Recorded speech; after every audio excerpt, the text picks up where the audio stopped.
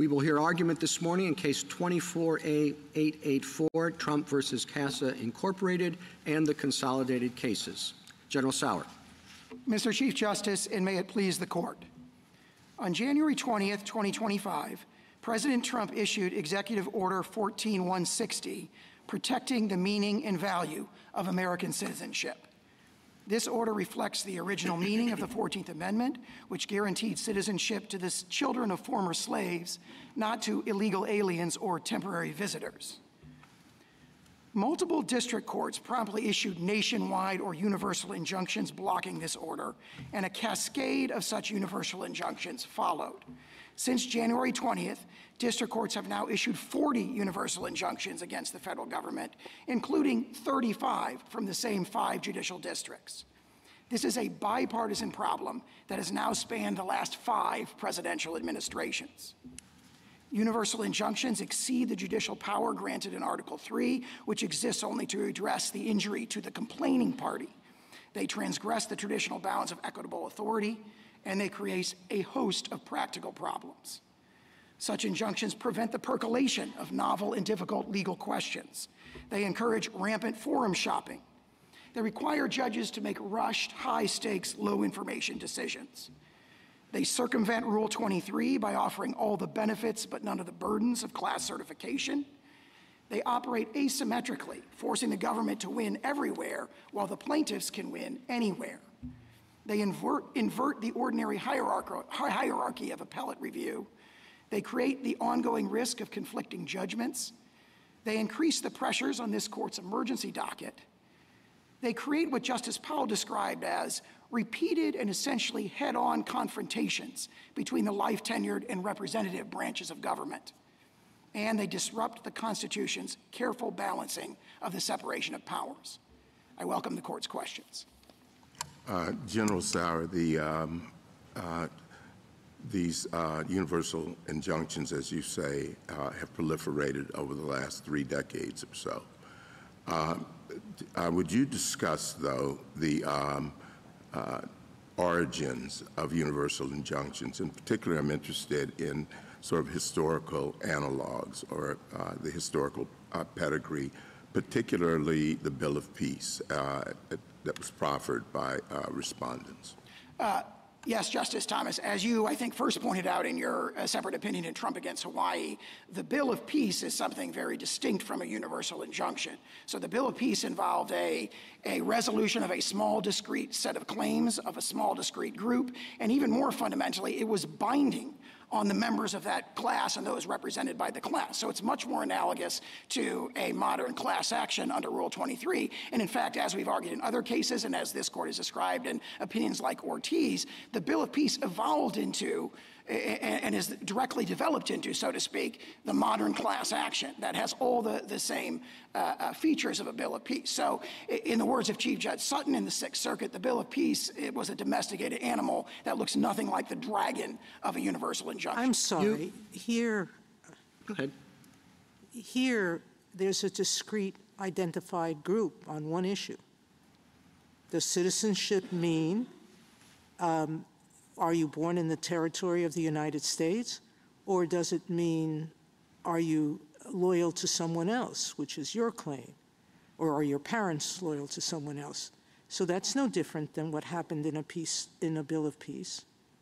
The United States is bigger, so it extends more broadly, but it's still an identifiable group on a discrete, singular question. Your Honor, I'd say 3 things in response to that. First of all, our primary contention is that the citizenship clause related to the children of former slaves, not to illegal aliens who weren't even present as a discrete class at that time. But more fundamentally here, as to the issue of the Bill of Peace, there are critical differences. The Bill of Peace was a binding judgment that would bind absent class members. Here we have the asymmetry. Well, here, class actions don't bind anyone who opts out. So class actions are not like bills of peace. I would think that a Rule 23b2 class action, which would be the relevant analog here, would be one that would be binding on absent class members and would not have the same notice and opt-out procedures. And more fundamentally, that sort of argument that there's a commonality here among, all the people who purport to be affected by this is the sort of argument that's made in class certification. So can I ask you a question? Your theory here is arguing that Article 3 and principles of equity both prohibit federal courts from issuing universal injunctions. Do I have your argument correct? We argue both of those. And you argue both of those? Yeah.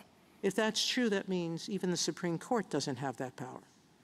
The Supreme Court would have the authority to issue binding precedent nationwide, but as But this we court, couldn't enforce it against universally, is your argument. if there was a decision that violated the precedent of the court, then the affected plaintiffs could get a separate judgment. And So that is what means this court, you're talking about the hundreds and thousands of people who weren't part of the judgment of the court. They would all have to file individual actions? not necessarily. There are other, or a class action? a class action would be the way Isn't that, that makes no sense whatsoever. respectfully, we believe that. Well, what was the purpose of the Bill of Peace if not to settle a legal question finally? And if even the Supreme Court doesn't have that right and must invite hundreds of thousands of lawsuits, what are we buying into? If a set of claims satisfies the rigorous criteria of Rule 23, Rule 23 is the modern analog of a Bill of Peace. We have something very different here. No, we don't, because the argument here is that the president is violating an established, not just one, but by my count, 4 established Supreme Court precedents. We have the one ARC case where we said fealty to a foreign sovereign doesn't defeat your entitlement, your parents' fealty to a foreign sovereign doesn't defeat your entitlement to citizenship as a child. We have another case where we said that even if your parents are here illegally, if you're born here, you're a citizen. We have yet another case that says even if your parents came here and were stopped at the border, but you were born in our territory, you're still a citizen. And we have another case that says even if your parents secured citizenship illegally, you're still a citizen. So as far as I see it, this order violates 4 Supreme Court precedents. Yeah, and you are claiming that not just the Supreme Court, that both the Supreme Court and no lower court can stop an executive from universally from violating that holding, those holdings by this court. we are not claiming that because we're conceding that there could be an inappropriate case. Only a class, only Can by I a hear class. can I hear the rest of his answer? A Rule 23 class action. And then the more fundamental point as to all those Supreme Court decisions you referred to. So what do we do temporarily? Temporarily, the court may issue, the lower courts may issue injunctions that remediate the injuries to the plaintiffs that appear before them. Lower courts, in appropriate cases, may certify So class when a action. new president orders that because there's so much gun violence going on in the country, and he comes in and he says, I have the right to take away the guns from everyone, then people, and he sends out the military to seize everyone's guns.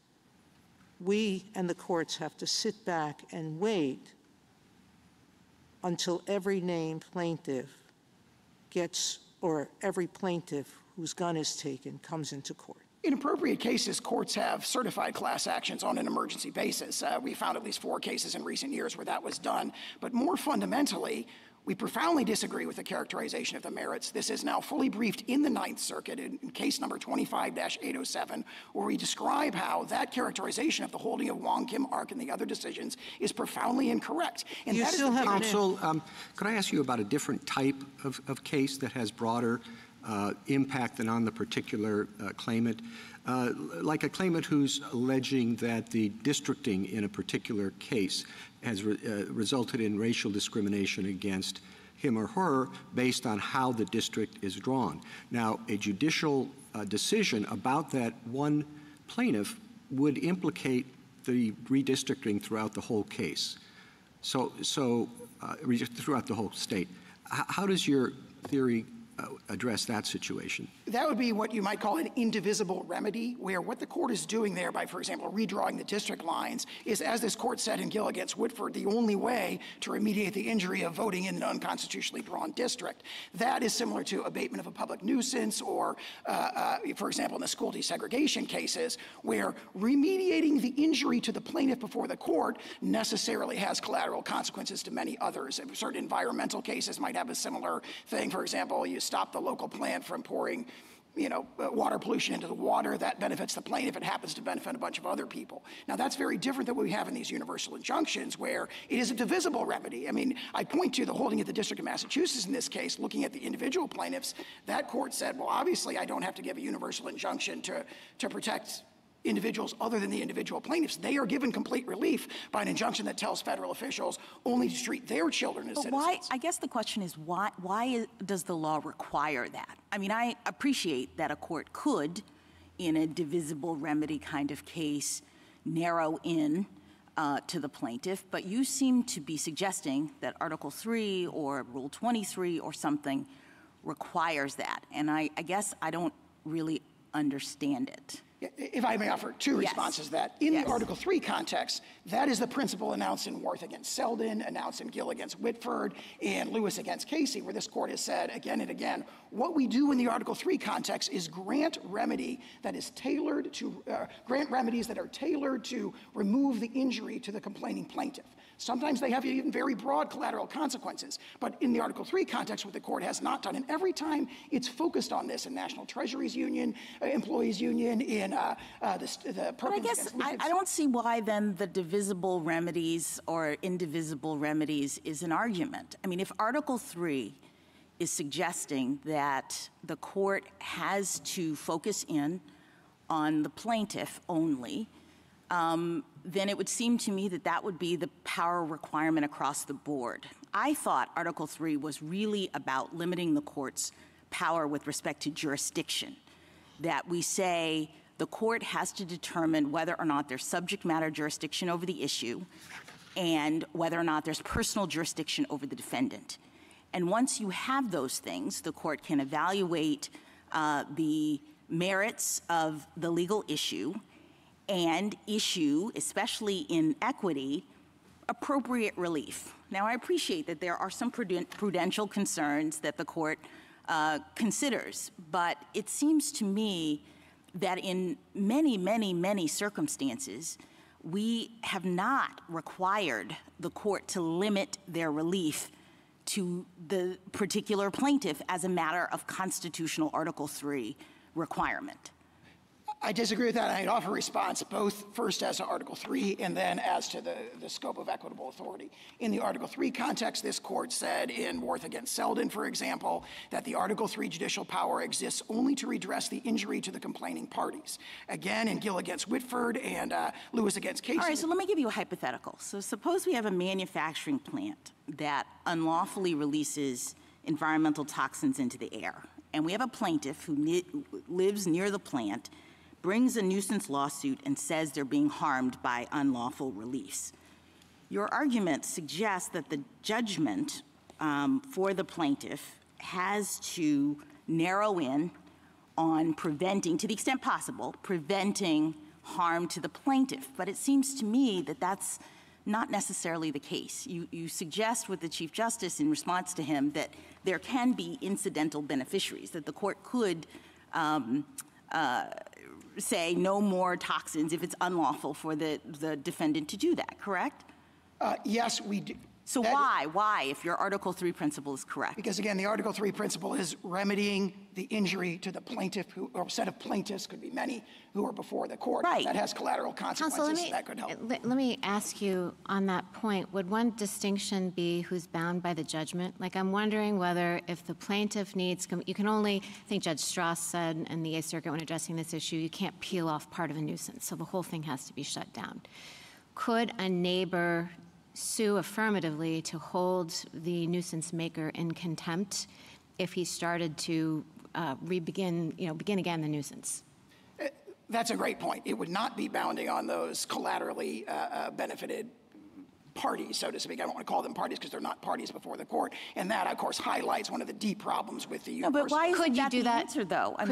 Could you do that now for the universal injunction? Could a plaintiff, for example, who has the protection of the universal injunction but was not named in the suit, bring a contempt action of the sort I just described? They could not do that, but what they could do is run to any of 93 other judicial districts and bring their own lawsuit if they. No. Under the injunction as it stands, under the injunctions as they stand, could a non-named plaintiff who has the benefit of the universal injunction that's currently in place, could that plaintiff bring a contempt proceeding? We would.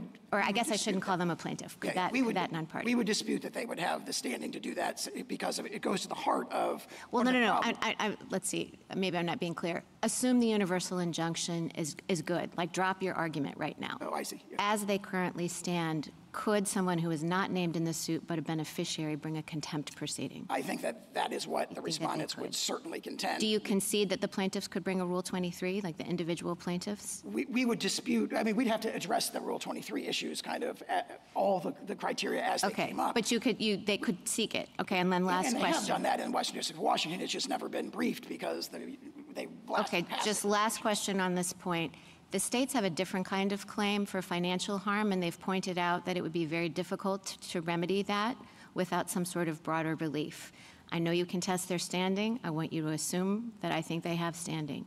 Why wouldn't they be entitled to an injunction of the scope of the one that has currently been entered? I would say two reasons. First of all, it's not necessary to provide complete relief to the plaintiffs. What we offered, for example, in the District of Massachusetts in the First Circuit was an injunction that would enjoin the federal officials and order them to treat the people who would otherwise be covered by the executive order as eligible for the services that result in the pocketbook injuries to the states. And there's really no response to that. That is obviously would fully remediate their injuries and does not require the injunction to be applied in all other 50 states. One state comes in and says, well, people are going to move across state lines. Therefore, we've got 21 states in this case who don't want this relief. Sorry, you've got to impose it on everybody because it has to be offered to this one particular state.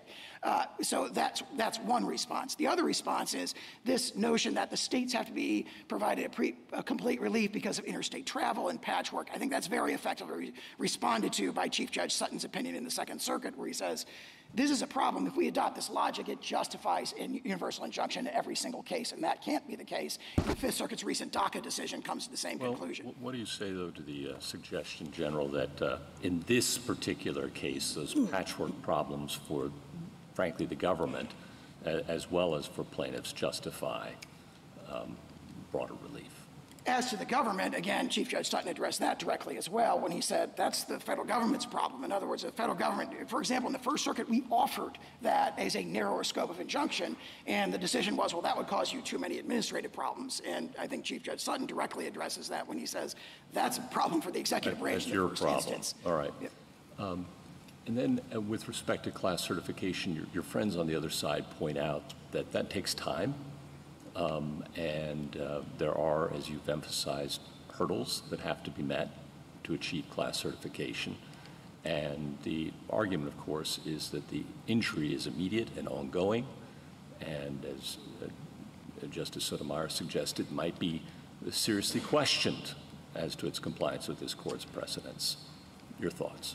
I would offer a couple of things in response to that. First of all, there are tools for the courts have tools to achieve sort of class-wide universal relief. I referred earlier that we found 4 recent district court decisions where class-wide relief was given a kind of an emergency basis. However, more fundamentally than that— And you agree that that's appropriate in certain cases? It may be appropriate. We do not concede that it's appropriate in this case, but it may be appropriate in other cases. Certainly it's an equitable tool that is consistent with, for example, the grant of equitable authority in the 1789 Judiciary Act, as this court interpreted in the Grupo Mexicano decision, and honestly a line of decisions going all the way back to the early 19th century. judiciary. So there are tools to address emergency situations, but more fundamentally than that, it is a feature, not a bug, of Article 3 that courts grant relief to the people who sue in front of them. So the notion that relief has to be given to the whole world because others who have not taken the time to sue are not before the courts is something that results in all these problems. Last question. Do we need to reach the Article 3 question? I mean, wouldn't it be wise, even if you were to prevail, for the court to reserve that question rather than decide that Congress, for example, could never endow this court with that authority? That's exactly correct. The court does not have to rest on Article 3 because the court could say, and as we've argued, and as Justice Thomas' separate opinion in Trump against Hawaii says, the 1789 Judiciary Act, when it said suits in equity or what the federal courts can do, we had nothing like this in mind. And then I point to the language in Grupo Mexicano where the court said there what was at issue was a preliminary injunction that froze and likely insolvent debtors' assets so that the plaintiff could collect at the end of the case. And the court said that's a nuclear weapon in the law, and we're not that had no analog in 1789 in the practices of the Court of Chancery. And if that's a nuclear weapon, I don't know what this is, where repeatedly, 40 times in this administration, we're being enjoined against the entire world. I'm just going to ask you to put yourself in a different frame of mind. Hard to do. Assume something you won't want to assume. But the assumption that I want you to make is that on the merits, which of course you did not take to this court, on the merits you are wrong, that the EO is unlawful. And I want to ask you, if we assume that, how do we get to that result on your view of the rules? It is very difficult for me to attempt the hypothetical, but I will. You know, I think that that's the important question in this case. Let's just assume you're dead wrong. How do we get to that result? Does every single person that is affected by this EO have to bring their own suit? Are there alternatives? How long does it take? How do we get to the result that there is a single rule of citizenship that is the rule that we've historically applied rather than the rule that the EO would have us do? Rule 23 would be one natural path, assuming that a class could be certified, which we might dispute in this particular case. Well, you might dispute it, and you know, I mean, I think the question is there a class that's just all children of people who have entered illegally? You know, is that an appropriate class? Can the same thing be done under Rule 23? Or are you going to tell me that, no, Rule 23 has lots of requirements, and you'll never be able to certify a class like that? Rule 23 provides the equitable tools subject to rigorous criteria, appropriately rigorous criteria, to obtain that kind of class-wide and emergency. That suggests to me you're going to be standing up here in the next case saying that Rule 23 is inapt for this circumstance, with this number of people, maybe with some questions that are individual, who knows. So let's put Rule 23 aside, because I got to tell you that does not fill me with great confidence. How else are we going to get to the right result here, which is on my assumption that the EO is illegal? That would be a profoundly wrong result, but I think what I would offer is that, very similar to Labrador against Poe, what the court should be engaging here is a balancing of the equitable factors as to the scope of remedial relief, not as to the underlying merits. And our contention that this exceeds the traditional scope of equity that's reflected in the 1789 Judiciary Act, we're overwhelmingly likely to succeed on those merits for all the reasons that are stated in our briefs. I mean, that's a lot of words, and I don't have an answer for if one thinks. And, you know, look, there are all kinds of abuses of nationwide injunctions.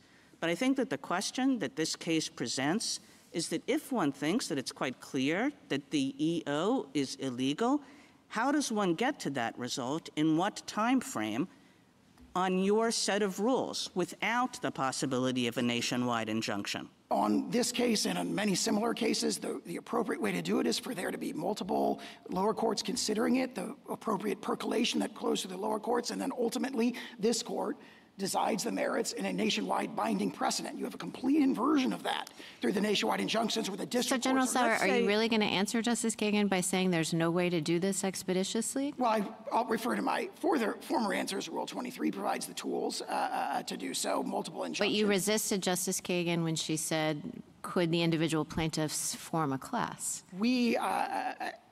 That has never been briefed in the court below. I do not concede that we wouldn't oppose class certification in this particular case. There may be arguments that this case is or is not appropriate for class certification. And if there were a class appropriate for class certification, you concede that that could resolve the question quickly? Yes, absolutely. You concede it could resolve the question quickly through precedent? Yes, absolutely. It could do so. I mean, we obviously dispute the... So just on that point... And if the court... Sorry to interrupt. Go ahead, please. All right, I got a quick one. Well, I'm just going to say just on that point. So, you know, let's say that we're an individual person even. Let's say it wasn't a class. And goes up and gets a ruling from the Second Circuit that the EO is illegal. Does the government commit to not applying its EO in the entire Second Circuit? Or does it say, no, we can continue to apply the rule as to everybody else in the Second Circuit? I can't say as to this individual case. Generally, our practice is to respect circuit precedent within the circuit, but there are exceptions to that. Yes, that is generally your practice, and I'm asking whether it would be your practice in this case. I can't answer because it would depend on what the lower court decision said. So there are circumstances, as I was suggesting, where we think that we want to continue to litigate that in other district courts in the same circuit as well. Yeah, so that means it's not even the normal time it takes for everything to get up, you know, through the circuit courts and to the Supreme Court, because even in those circuits that say that the EO is illegal, you're going to be saying, no, you know, we only commit to saying it's illegal to this one guy who brought the suit. Article 3 and the court's traditional equitable practices provide a range of tools to address that, including a potentially nationwide class action. A nationwide class action, which you say you're going to oppose when that gets challenged. We are likely to oppose when on that the merits.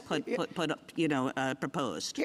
Yes, and if it does not meet the rigorous criteria of class certification, the court should not enter that injunctive relief. That's do you think, like, feature, not a bug. How about you're not willing to commit to abiding by the Second Circuit's precedent in my... Suppose that there's a single person who brings a suit, and it gets all the way up to us after 3 or 4 or 5 years.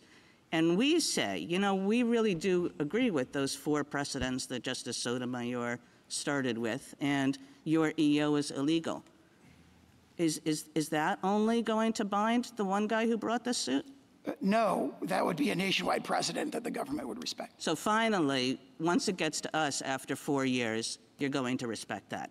Yes, and in addition, we may well respect circuit-wide precedent. The Second Circuit, it just is... And for 4 years, there are going to be like an untold number of people who, according to all the law that this court has ever made, ought to be citizens who are not being treated as such. And in the meantime, any of those plaintiffs could have come forward and sought, you know, preliminary injunctive relief, and they could do so on a class-wide basis. There are tools to address this, but the universal injunction, which is issued here 3 days after the executive order was issued, is not one of those tools. Thank you, counsel. 3 years, 4 years, we've been able to move much more expeditiously. I think we did the TikTok case in a month. Presuming, I gather an important part of your answer is that people can litigate differently, and one will go to Massachusetts, the other one will go to Houston, and you'll get conflicting decisions fairly quickly. And is there any reason why this court, and I gather that's your safety net, is that at the end of the day, however long the day is, this court can issue a decision and it will bind everything else. Is there any reason in this particular litigation that we would be unable to act expeditiously? Absolutely not, Mr. Chief Justice. Okay, thank you. Justice Thomas? General, when were the first universal injunctions used?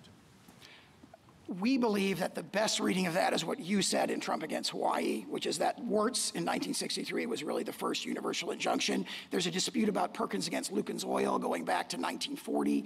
And of course, we point to the court's opinion that reversed that universal injunction issued by the D.C. Circuit and said it's profoundly wrong. Now, if you look at the cases that the either party cite, you see a common theme. The cases that we cite, like National Treasury's Employment Union, Perkins against Lukens Oil, Frothingham in Massachusetts against Mellon, going back to Scott against Donald, and all of those are cases where the court considered and addressed the sort of universal, in that case, statewide issue of provision of injunctive relief. So when the court has considered and addressed this, it has consistently said you have to limit the remedy to the plaintiffs who are appearing in court and complaining of that remedy. So we survived until the 1960s without universal injunctions. That's exactly correct. And in fact, those are very limited, very rare, even in the 1960s. It really exploded in 2007 in our cert petition in Summers against Earth Island Institute. We pointed out that the Ninth Circuit had started doing this in a whole bunch of cases involving environmental claims. Justice Alito? You began by outlining what you see as the practical problems that have been created by universal injunctions. If we were to hold that the states have standing, and if it is possible for a plaintiff to get emergency certification of a class, suppose we agreed with you on universal injunctions, but allowed those other two avenues, would the practical problem be rectified to any substantial degree? Certainly, if there were an injunction that extended to all of the litigating states, that would cover a very substantial portion of the country, and also an emergency sort of class certification decision might also grant very broad relief. So the answer is that the practical problem would not be solved. And if that's the case, what is the point of this argument about universal injunctions? I think the point is that universal injunctions exceed traditional principles of Article 3, and they exceed the traditional equitable authority. And that's what yields all these sort of pathologies, so to speak, of the current practice of issuing them very, very easily. Thank you. Justice Sotomayor? You answered Justice Gorsuch, I think correctly, that if Article 3 precludes universal injunctions, then even class actions are illegal. That's what you're arguing, isn't it? I disagree with that profoundly. How could it, if Article 3 and only prohibits injunctions that affect non-members or non-plaintiffs, how could Congress give a remedy like a class action? In an article, or in a Rule 23 class, every represented member of the class has standing by hypothesis. So every single one of them has an Article 3 injury, and Rule 23 again. So that would be the only method. It would be very similar to the Bill of Peace, where all those parties, even their president or representative capacity, are bound. We can act quickly. If we are worried about those thousands of children who are going to be born without citizenship papers that could render them stateless in some places because some of their parents' homes don't recognize children of their nationals unless those children are born in their countries. They're not going to be receiving federal benefits because that's the claim of the plaintiffs here, that of the state plaintiffs, that they're not going to be able to provide services to those children. Shouldn't we grant cert before judgment on that issue? If we're afraid that this is, or even have a thought that this is unlawful executive action, that it is Congress who decides citizenship, not the executive, if we believe, some of us were to believe that, why should we permit those countless others to be subject to what we think is an unlawful executive action? As unlawful as an executive taking the guns away from every citizen. Cert before judgment would be another tool, but through which this court could act expeditiously. This is the kind of case where the equities would call for that. And why wouldn't it? It's a pure legal question. What does the Constitution mean with respect to citizenship?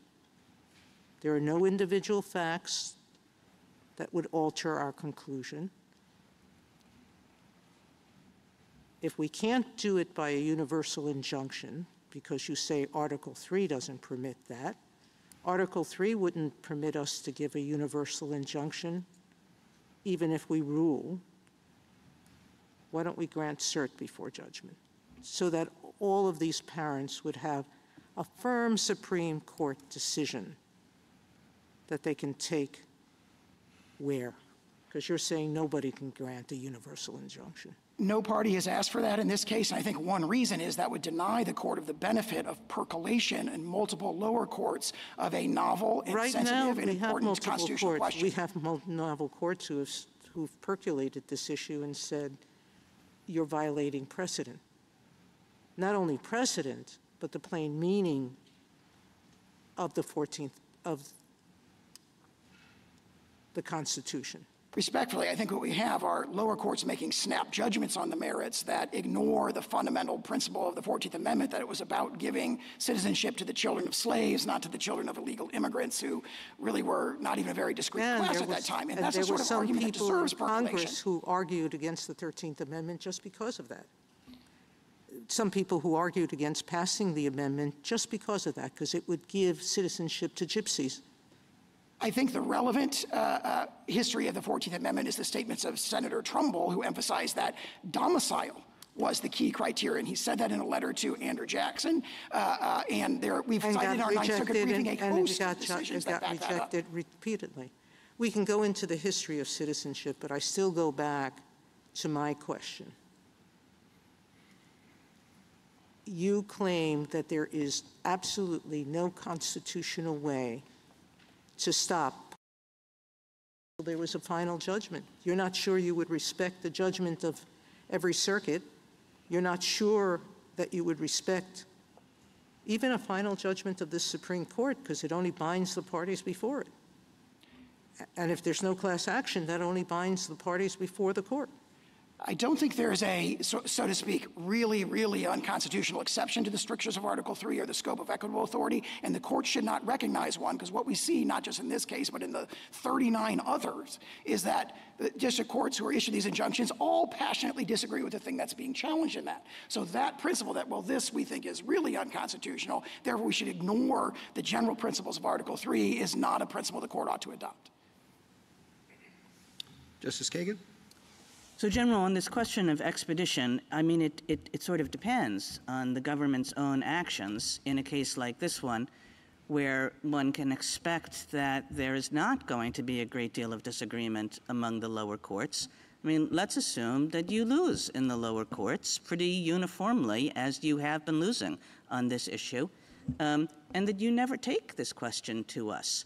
I mean, I noticed that you didn't take the substantive question to us. You only took the nationwide injunction question to us. I mean, why would you take the substantive question to us?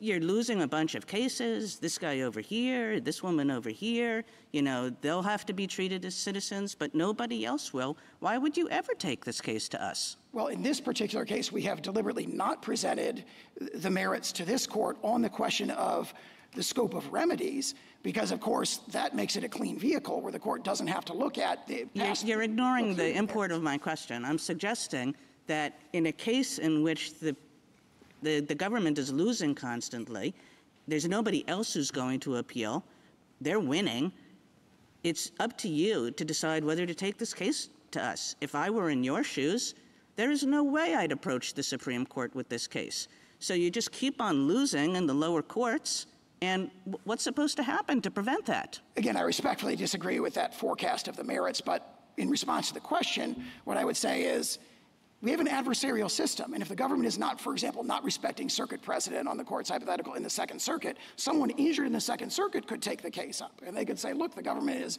violating circuit precedent on the hypothetical multiple circuits. That's the case we're going to take? Somebody who says, you know, after we've said that this all has to be done one by one by one, then we're going to take a case from somebody who objects to proceeding one by one by one? I'm not sure I understand the question. I understood the hypothetical. If you win this challenge and say there is no nationwide injunction and it all has to be through individual cases, then I can't see how an individual who is not, you know, being treated equivalently to the individual who brought the case would have any ability to bring the substantive question to us. they would bring a lawsuit in the federal district courts against the government for an injunction protecting them. And if the government wasn't respecting, on the hypothetical circuit and precedent, then they win. And again, I mean, you need somebody to lose, but nobody's going to lose in this case. It's just you're going to have like individual by individual by individual, and all of those individuals are going to win, and the ones who can't afford to go to court, they're the ones who are going to lose.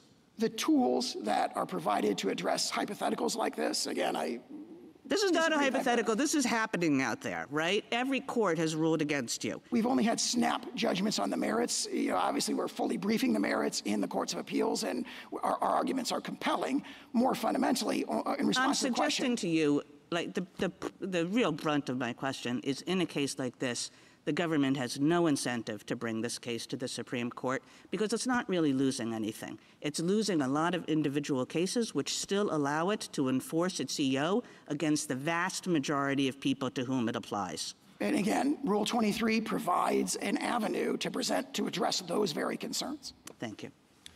Justice Gorsuch? Well, Justice Kagan asked my questions better than I could have. How do you suggest we reach this case on the merits expeditiously? There's a number of tools the court could do that. We think this case is one that cries out for percolation, that the court should allow the lower courts to address the merits issue multiple times. It's currently on briefing in 3 different cases in the First, Fourth, and Ninth Circuits, and we think that that's the appropriate way to do it. If the court disagreed, obviously, when you lose one of those, do you intend to seek cert? If we lose, yes, absolutely. Justice Kavanaugh? So the technical problem here seems to be class-wide relief without the district courts going through the steps to assess whether a class should be certified, correct? Correct. Okay. And if you win here on this procedural point, it seems very likely that the day after, there are going to be suits filed all over the place seeking class-wide treatment, maybe statewide classes, circuit-wide classes, maybe nationwide classes. I'm sure they're being prepared now, right? And on what basis would you oppose a statewide class? I could imagine certain bases, and again, we haven't briefed this in the lower courts yet. You've been promising everyone here that Rule 23 is the cure-all. And I want to explore on what basis you would oppose a statewide class. Just take that one for now. For example, and again, this is very hypothetical because I'm not predicting that we will or will not oppose that. We haven't taken a position on that yet. If you were to oppose it, on what basis would you plausibly oppose it? There may be problems of commonality and typicality, for example. For example, there's 2 different sets of groups that are affected by the executive order. There are those where the mothers are temporarily present and those where the mother are illegally present. And in both cases, the father is neither a citizen nor a lawful permanent resident. So there might be issues of typicality. Adequacy of representation might very well be an issue. So there would have to be that rigorous application of those criteria. Now, the argument may be this is a case that is a natural candidate for a Rule 23b2 certification. That may well be true. The government hasn't taken a position on that. Our position is not that class certification will necessarily be granted. Our position is that Rule 23 is how these sorts of claims should be channeled. And you think, I think you just said, it's very possible that class certification may be granted. It is possible. We don't know yet because there was a class certification motion filed at the very beginning in the Western District of Washington, and it was just never briefed because obviously the pathology here is that the nationwide injunctions just go blowing past the class certification procedures. And I guess Rule 23b2, for a lot of the cases we've had over the past 25 years that you talk about where there have been universal injunctions or where the lower courts have had that, I mean, 23b2 could have been used in a lot of those, presumably, correct? Eviction moratorium, student loans, OSHA vaccine mandate. Do you see the possibility that 23b2 could have been used instead of, I mean, some of those were APA, but put aside the APA issue for now. Yeah, we do set aside that issue, if I may. I got it. But yes, I agree with that as to some, but none of the other cases. It's hard to see how, for example, Biden against Nebraska, where a state was the plaintiff, might have been a 23b2 class. And the Alabama Association of Realtors might have been a much better candidate for that. And again, not taking a position on the individual merits, our overarching point is there's a tradition of equity in this country that goes back to the English Court of Chancery, and what's happening in these universal injunctions, again, 40 times in this administration, at least 22 times in the last administration, 64 times in the administration before that, is just disregarding those appropriate procedures to seek this kind of global relief. I want to ask one thing about something in your brief. You said, quote, and of course this court's decisions constitute controlling precedent throughout the nation. If this court were to hold a challenged statute or policy unconstitutional, the government could not successfully enforce it against anyone, party or not, in light of stare decisis, end quote. You agree with that? Yes, we do. Okay. If you prevail here, the original executive order had a 30-day period before it took effect. If you prevail here, should there be any pause so that things can happen that need to happen for 30 days or some period of time, or should we not even worry about that? Yes, we can see that the 30-day ramp-up period that the executive order itself calls for never started because the universal TROs were entered almost immediately, and we don't dispute that there should be a 30-day ramp-up period. For another reason as well, which is that we've been enjoined from even doing guidance, even formulating a policy, and that itself is another problem with these injunctions. On the day after it goes into effect, this is just a very practical question how this is going to work. What do hospitals do with a newborn? What do states do with a newborn? I don't think they do anything different. What the executive order says in Section 2 is that federal officials do not accept documents that have the wrong designation of citizenship from people who are subject to the executive order. How are they going to know that? The states can continue to, the federal officials will have to figure that out, essentially. How? So you could imagine a number of ways that the federal officials could. Such as? Such as they could require a showing of, documentation showing legal presence in the country.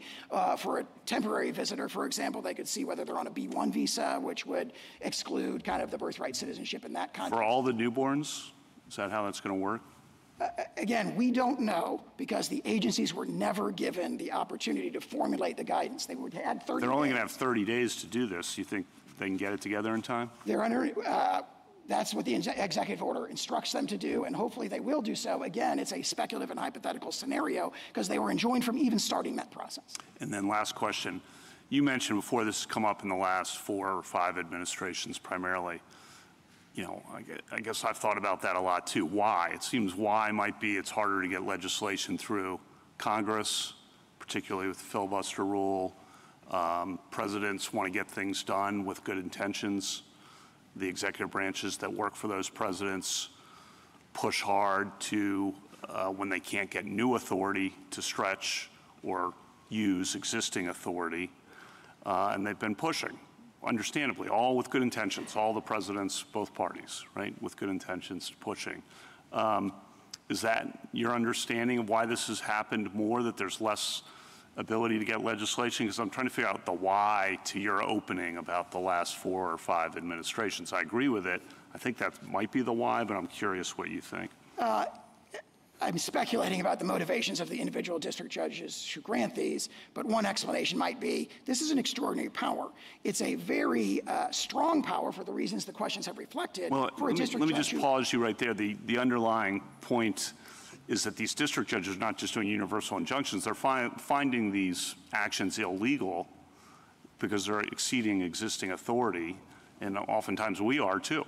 When it gets to us, finding the actions of presidents of both parties unlawful because they exceed existing authority. So is that coming up more often because of, why is that coming up more often? It's hard to do an historical analysis, but I would draw an analogy to the New Deal. And Professor Bray makes this point in his article that actually there were very, very passionate challenges to sort of nationwide policies during the Roosevelt administration, and they were not addressed by issuing universal injunctions. He cites an example where in one case, a policy had been held illegal, and there were like 1,600 injunctions against that policy, all protecting the individual plaintiffs. So if you look at the history, it's not clear that what we have of disagreement, but difficulty, gridlock, getting things through Congress and so forth, that's not necessarily new. What is new, and is certainly unique to the last 5 presidential administrations, is having these given on this widespread basis and this systematic basis, 40 again in the last 4 months. Thank you. Justice Barrett? General Sauer, I want to ask you about a potential tension. Well, no, not potential tension, an actual tension that I see in answers that you gave to Justice Kavanaugh and Justice Kagan. You resisted Justice Kagan when she asked you whether the government would obey within the Second Circuit a precedent. I'm distinguishing between opinions and judgments here. Did I understand you correctly to tell Justice Kagan that the government wanted to reserve its right to maybe not follow a Second Circuit precedent, say, in New York, because you might disagree with the opinion? Our general practice is to respect those precedents, but there are circumstances when it is not a categorical practice. It is, and that is not this administration's practice or the longstanding practice of the federal government? And I'm not talking about in the Fourth Circuit, are you going to respect a Second Circuit? I'm talking about within the Second Circuit. And can you say, is that this administration's practice or a longstanding one? As I understand it, longstanding Really? policy of the Department of Justice. Yes, that we generally, as it was phrased to me, generally respect circuit precedent, but not necessarily in every case. And some examples might be a situation where we're litigating to try and get that circuit precedent overruled and so forth. Well, okay, so I'm not talking about a situation in which, you know, the Second Circuit has a case from 1955 and you think it's time for it to be challenged. That's not what I'm talking about. I'm talking about in this kind of situation. I'm talking about this week, the Second Circuit holds that the executive order is unconstitutional, and then what do you do the next day or the next week? Generally, we follow those. So you're still saying generally? Yes. And you still think that it's generally the policy, longstanding policy of the federal government to take that approach? That is my understanding. Okay, so, but it sounds to me like you accept a Cooper versus Aaron kind of situation for the Supreme Court, but not for, say, the Second Circuit. Like where you would respect the opinions and the judgments of the Supreme Court, and you're saying you would respect the judgment, but not necessarily the opinion of a lower court. And again, I think in the vast majority of instances, our practice has been to respect the opinion as well, in the circuits as well, but my understanding is that has not been a categorical practice in the way respect for the precedents and the judgments of the Supreme Court has been. So you're not hedging at all with respect to the precedent of this court? That is correct. I believe the quotation from our application directly addresses that, and we stand by that completely. Okay. Next question. So this is also a follow-up to some of the questions that others have asked you about the merits of the order not being before us. Did I understand your answer to be because you think percolation is really important for this one?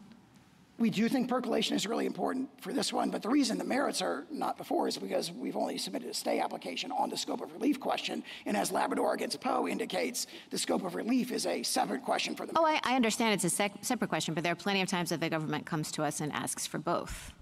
Absolutely. For example, recently in the Wilkins and Cox application, we did exactly that. And the reason why you didn't ask for both here is because you think that the merits question needs percolation. Yes, but also more fundamentally, it illustrates that the very problem with these nationwide injunctions is they force this rushed, fast and furious decisions on the merits. So I think it would be very inappropriate in this case to come to a stay application saying, please give us a rushed, decision on the merits of something that's very complex. But the government's done that in other cases too, right? Those cases would be different in this case. The example I gave earlier, we think it's very clear cut on the merits. This one is, we concede a novel and sensitive So this one question. isn't clear cut on the merits? This one, in this case, we want the court to address the remedial issue. If we offer the merit first, that's a vehicle problem because the court has, in many cases, just addressed the merits and not the remedial issue. And it's imperative from the federal government's perspective that the remedial question be addressed. Okay, so last question is about why that is. Justice Alito asked you, well, what's the point of this? If the same thing could happen, which is effectively the EO being enjoined everywhere via class action or because it's necessary to provide complete relief, say, to the states, is there any difference in your view between, say, a class is certified of all individual plaintiffs and they win, and the executive order class-wide, there's a judgment saying that it can't be enforced? Do you want to say, follow up, is there any practical distinction you see? Why does the government care? Is it just the rigors of the certification process, or is it something more? The rigors of the certification process. Keep in mind that in many of these cases, we successfully oppose class action. Let's assume, I think, you can't successfully oppose it here for individual plaintiffs. Well, I mean, that opportunity to have our day in court on that is very, very important. I understand, but let's assume, go with my assumption. Assuming that we were to lose in assume the class is certified. Is there any benefit? If a class is certified, and let's say, you were pointing out that the executive order targets two different kinds of people. Let's assume that it's commonality because they only target one portion of the order, right?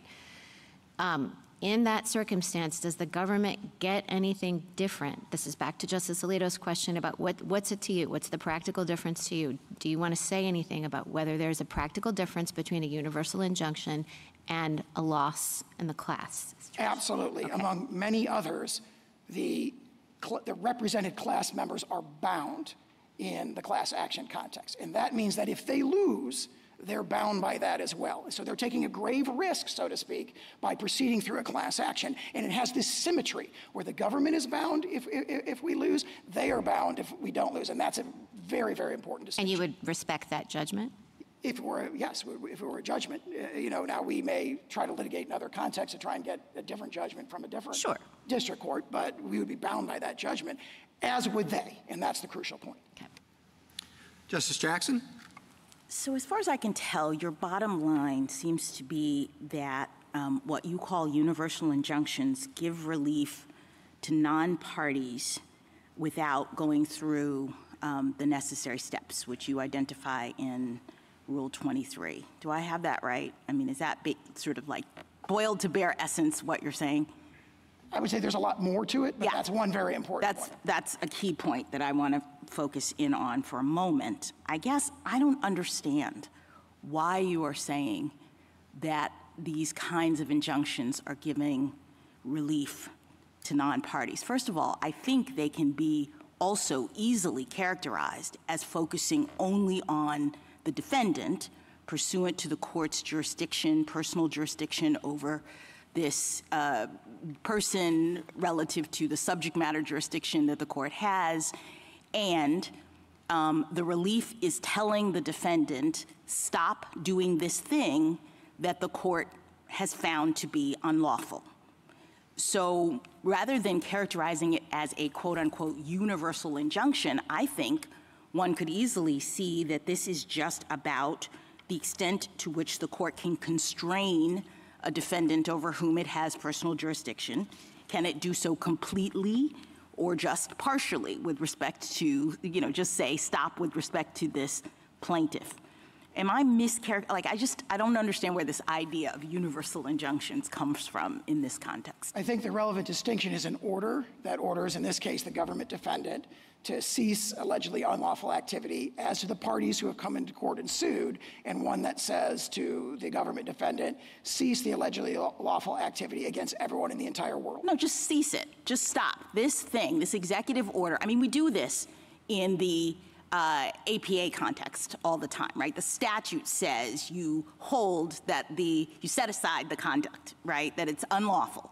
And we don't really parse it out and say, okay, but it's unlawful only as it applies to the plaintiff or not. So it's a very common concept for the court to enjoin a defendant from doing particular unlawful behavior. And what you're now asking us to do is to require that the court have an additional limitation in its order that says you only have to stop doing this with respect to the plaintiff. And that's the part that I don't understand. I guess, from what I can read from your papers and what you've said here, that limitation, you say, comes from this principle that if you don't do that, you would be somehow giving relief to non-parties.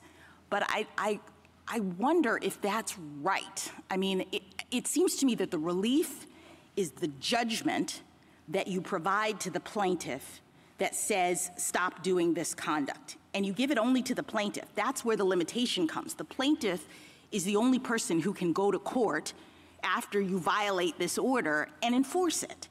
Other people are incidental beneficiaries of a court ordering you to follow the law. I mean, that's like everyone in the world. When the court says, follow the law, anybody who would have been hurt by your not following the law benefits. Okay. I don't understand why that would limit the court in its ability to tell you, don't do this unlawful conduct. Two responses to that. Yes. There's a lot there. Two responses to that. One is that principle that your question referred to is the holding of the court in Worth against Selden, and it's reaffirmed in Gill against Whitford, in Lewis against Casey, and similar cases, that the authority of the federal court, whether it's viewed as arising under Article 3 or under its traditional scope of equitable authority, is to remediate the injuries to the complaining party. And then to address your question about— Can I just stop you there? I'm, as the court, remediating the injury by telling the defendant to stop doing this behavior. The plaintiff has brought a claim that this executive order is unlawful. I look at it, I litigate it, and I say, you're right. Stop doing it. You cannot enforce this order. So I don't understand why that's like outside the scope of Worth versus Selden.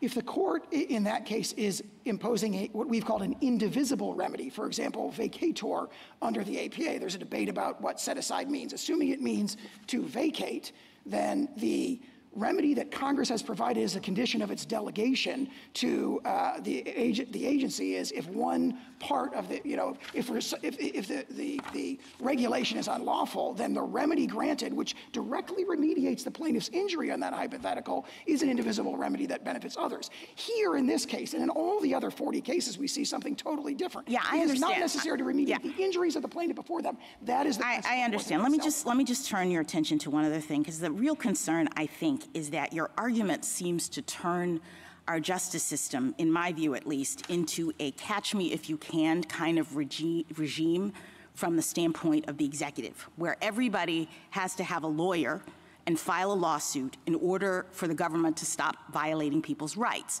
Justice Kagan says, let's assume, for the purpose of this, that you're wrong about the merits, that the government is not allowed to do this under the Constitution, and yet it seems to me that your argument says we get to keep on doing it until everyone who is potentially harmed by it figures out how to file a lawsuit, hire a lawyer, et cetera. And I don't understand how that is remotely consistent with the rule of law. A system, and I appreciate that you go back to English common law and the Chancery Court, but they had a different system. The fact that courts back in English Chancery couldn't enjoin the king, I think is not analogous or indicative of what courts can do in our system, where the king, quote unquote, the executive, is supposed to be bound by the law. And the court has the power to say what the law is. And so one would think that the court could say, this conduct is unlawful and you have to stop doing it. I think the catch-me-if-you-can problem operates in the opposite direction, where we have the government racing from jurisdiction to jurisdiction, having to sort of clear the table in order to implement a new policy. A great example of this is in the Schilling litigation, where the military had a military readiness policy. It was universally enjoined by the DDC. It went up to the DC Circuit. The DC Circuit stayed that injunction to allow that policy to go into effect, and then 1 hour later, a district court on the other side of the country universally— Can I just ask you one final thing, because this relates to also something that Justice Kagan said. I would think we'd want the system to move as quickly as possible to reach the merits of the issue, and maybe have this court decide whether or not the government is entitled to do this under the law. Wouldn't having universal injunctions actually facilitate that? It seems to me that when the government is completely enjoined from doing the thing it wants to do, it moves quickly to appeal that, to get it to the Supreme Court, and that's actually what we would want. What I worry about is similar to what Justice Kagan points out, is that if the government is saying no lower court can completely enjoin it, it actually means that the government just keeps on doing the purportedly unlawful thing, and it delays the ability for this court to reach the underlying issue. Percolation of novel, sensitive constitutional issues is a merit of our system. It is not a bad feature of the system. Thank you. Thank you, counsel. Mr. Feigenbaum. Mr. Chief Justice, and may it please the court. This court should deny the emergency application because this injunction was properly designed to ensure that the states would get relief for our own Article 3 injuries, as we suffer significant pocketbook and sovereign harms from implementation of this executive order, including from the application of this EO to the 6,000 babies born to New Jersey parents out of state every year. The U.S. prefers alternative approaches for granting that relief, alternatives it never raised in the district court below. but its approach would require citizenship to vary based on the state in which you're born, or even turn on or off when someone crosses state lines, raising serious and unanswered administrability questions, not just for the federal government, but also for the states. And it would offend the text and history of the Citizenship Clause itself. Since the 14th Amendment, our country has never allowed American citizenship to vary based on the state in which someone resides, because the post-Civil War nation wrote into our Constitution that citizens of the United States and of the states would be one and the same without variation across state lines. The U.S. has claimed that Article 3 establishes a bright-line rule barring such injunctions no matter the circumstance, even where the states do need it to meet their own harms, finds no support in this court's cases or in the history of equity. Its argument that a single district court cannot decide birthright citizenship or that we need more percolation on that question for the nation overlooks that this court already settled this exact constitutional question 127 years ago, and that this EO is contrary to over a century of executive practice. Finally, the U.S.'s objection that nationwide PIs have simply become too common in the last few months, a complaint about other injunctions sought by other parties, cannot undermine the extraordinary bases for this one. The states, who regularly come before this court as plaintiff and defendant alike, agree that nationwide relief can be reserved for narrow circumstances, but it was needed here. I welcome this court's questions. Putting the merits aside, what do you think is the origin of, or at least the pedigree of universal injunctions, particularly the Bill of Peace, if you would discuss that? Absolutely, Your Honor. So there's two categories of these broad injunctions. So first, although we use the term nationwide injunction, if the nationwide injunction is actually about meeting our harm and the alternatives are not legally or practically workable, then it isn't even a universal injunction, as I know this court's separate writings has used the term, because it's about meeting our own Article 3 injury, which is our basic submission about this case. But we do agree that there's some space for universal relief. We trace it back through the history from the Bill of Peace, through Equity Rule 48, which specifically clarified that in the American equitable tradition, it was not always the case that universal relief would bind the non-parties, even as it might benefit the non-parties, continuing on to the tax collection injunctions in the 19th century, and then continuing on as recently as this court's order in AARP. So I do think they've always been in narrow circumstances. They've never been the reflexive or norm of how relief should be granted in this country, but they have been available. I don't think I need that for my case, but I do think they're available in narrow circumstances. You say they should be available only in narrow circumstances. Why is that? Yeah, so I could offer the three that I think make the most sense, but we're mindful of some of the concerns that the United States raises. We are states who've benefited from federal policies. We are states who have our own statutes and policies. So sometimes we are on the other side of the V in cases involving universal relief. So we are sympathetic to some of the concerns the United States has about percolation, about running the table in particular cases. We just don't think that that supports a bright line rule that says they're never available. And we've identified, I think, at least three circumstances where they would make sense to be available. The first would be in cases where the alternative ways of remedying the harm for the parties are not practically or legally workable. That's this case, and I'll return to that in a second. The second would be congressional authorization. So I took my friend on the other side to try to set aside vacatur, but I do think their Article 3 objections would raise serious questions for remedies like vacatur, for remedies like the Hobbs Act, even the Hobbs Act, which could set a nationwide PI after a multi-circuit lottery, might ultimately have problems under their view of Article 3. And then the third thing I would say is there may be cases in which the alternative forms of getting non-party relief are not legally or practically available. So that might be a case like AARP, or even a case like this one, where district courts could consider the availability of the class action device, but if it couldn't move fast enough, because Rule 23 doesn't include TROs and PIs, if it couldn't move fast enough in those contexts, courts might need to step in anyway. But I think we fit in the first bucket in this particular case, because the alternative ways of remedying our particular significant pocketbook harms to the tunes of millions of dollars can't be remedied, as the district court found below, without granting us this kind of relief. Well, I mean, you could benefit through percolation and a decision from this court with reasonable expedition.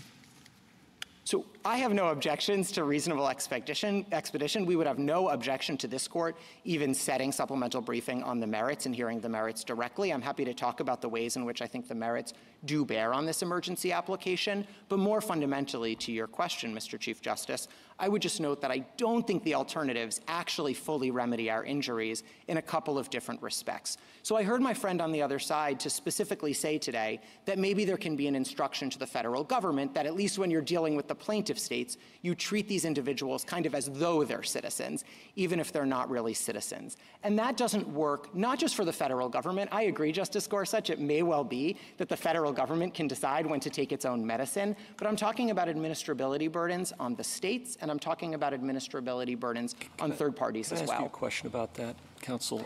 Your three buckets are very thoughtful. The first one seems to me kind of consistent with traditional equity, which is if it's required, if you've got to remedy the plaintiff's harm. That's your point there, and you're saying we fall in that bucket. I get that argument. The second bucket is possibly Article 3, okay, that Congress could authorize, and maybe has authorized circumstances. But that doesn't answer the equity point. So we come to bucket 3. And I'm struggling to understand what the rule is there. You seem to suggest, well, if it's really important, and if you have to act expeditiously, then go ahead. But I think every district court who enters one of these thinks that's what they're doing. So what's the constraint there? If you share the government's concerns about the rise of these things in the last few decades, what teeth does any of that have? So I do feel like something of an amicus to this question because nothing in my injunction rises or falls on this third bucket. So I'm happy to answer questions on this. I need all the amici I can get. Fair enough, Your Honor. So I would say two things about that. The first is it does require reading the history in a way more like I do, which does not create a single bright line rule that this is never available. Obviously, if someone reads the history as saying it's impossible. I'm spotting you that for the purposes of my question. Great. I'm not granting I thought you might not, Justice Gorsuch. But I'm spotting it to you, and I'm just saying, well, okay, what would that look like, and how would that be any different from what we have experienced over the last few decades? So this is a way in which my first bucket and my third bucket are actually going to relate for a moment, so I think this is... No, it's helpful, I promise. Don't get to squiggle out into the first bucket, okay? We're in the third bucket. I'll answer for the third bucket, which is I think it requires having district courts consider the availability of the alternative and explaining why it's not workable in the case. I think we've told them to do that, and... gosh, how many times do we have to tell them to do that? And I think, in fairness to them, that's they think they have.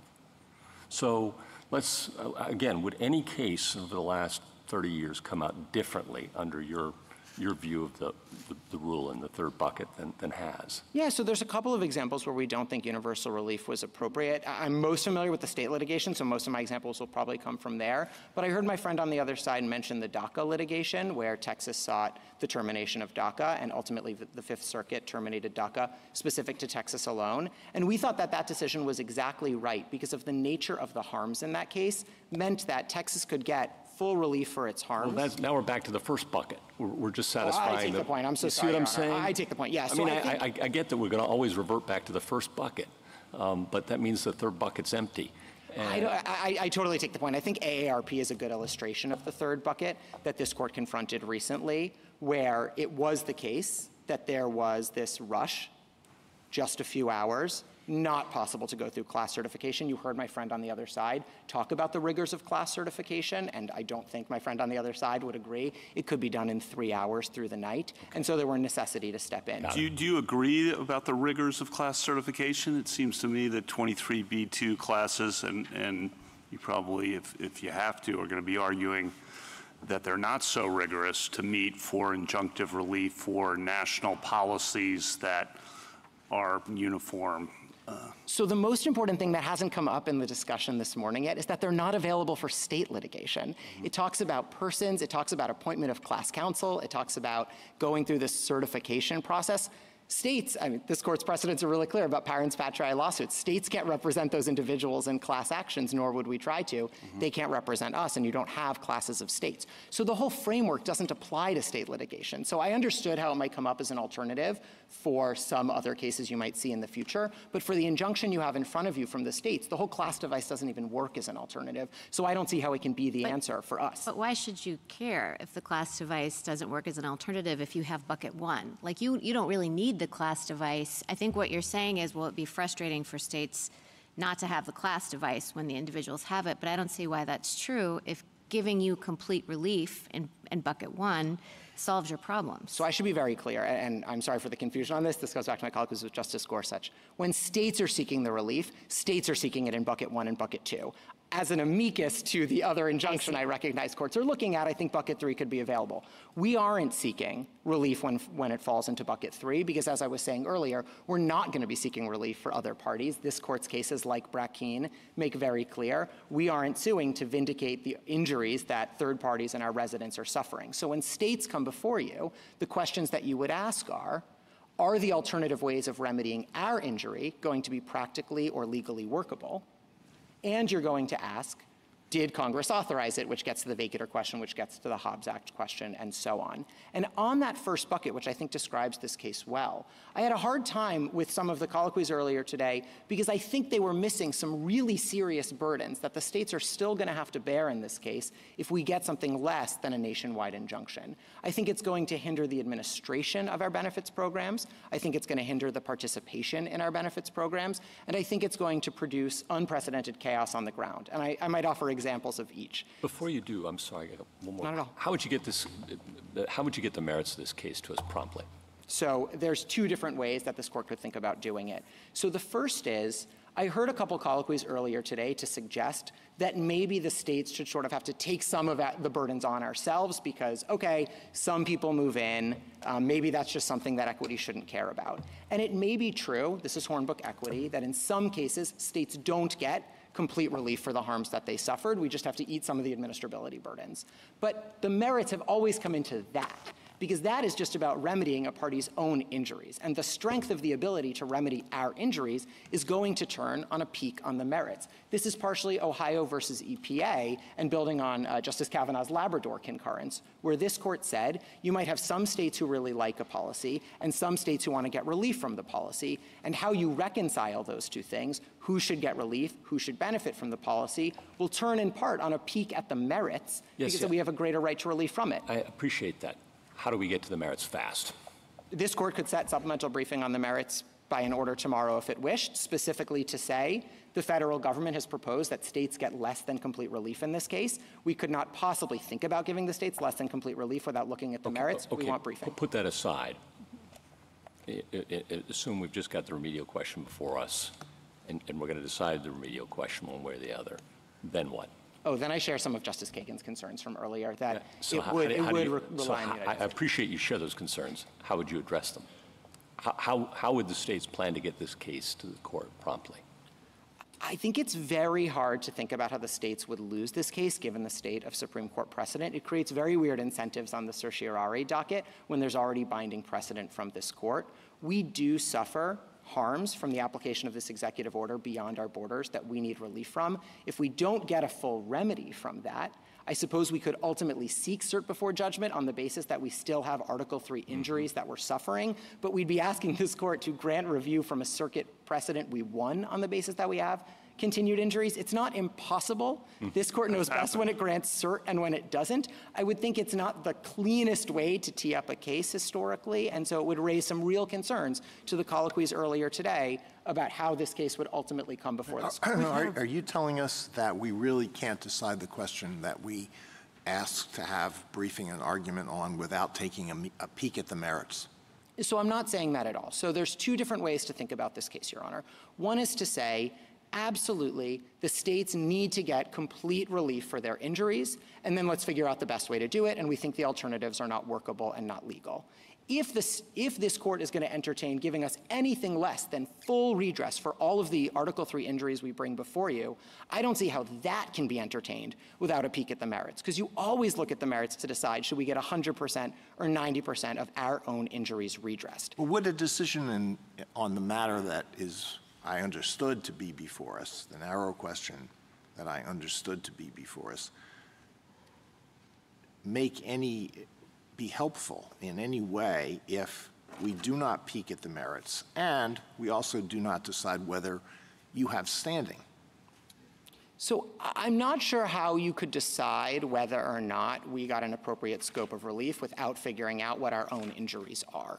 Because how you decide, this is the United States' own argument, how you decide whether or not we should get relief for our own injuries turns on what our injuries are that require relief.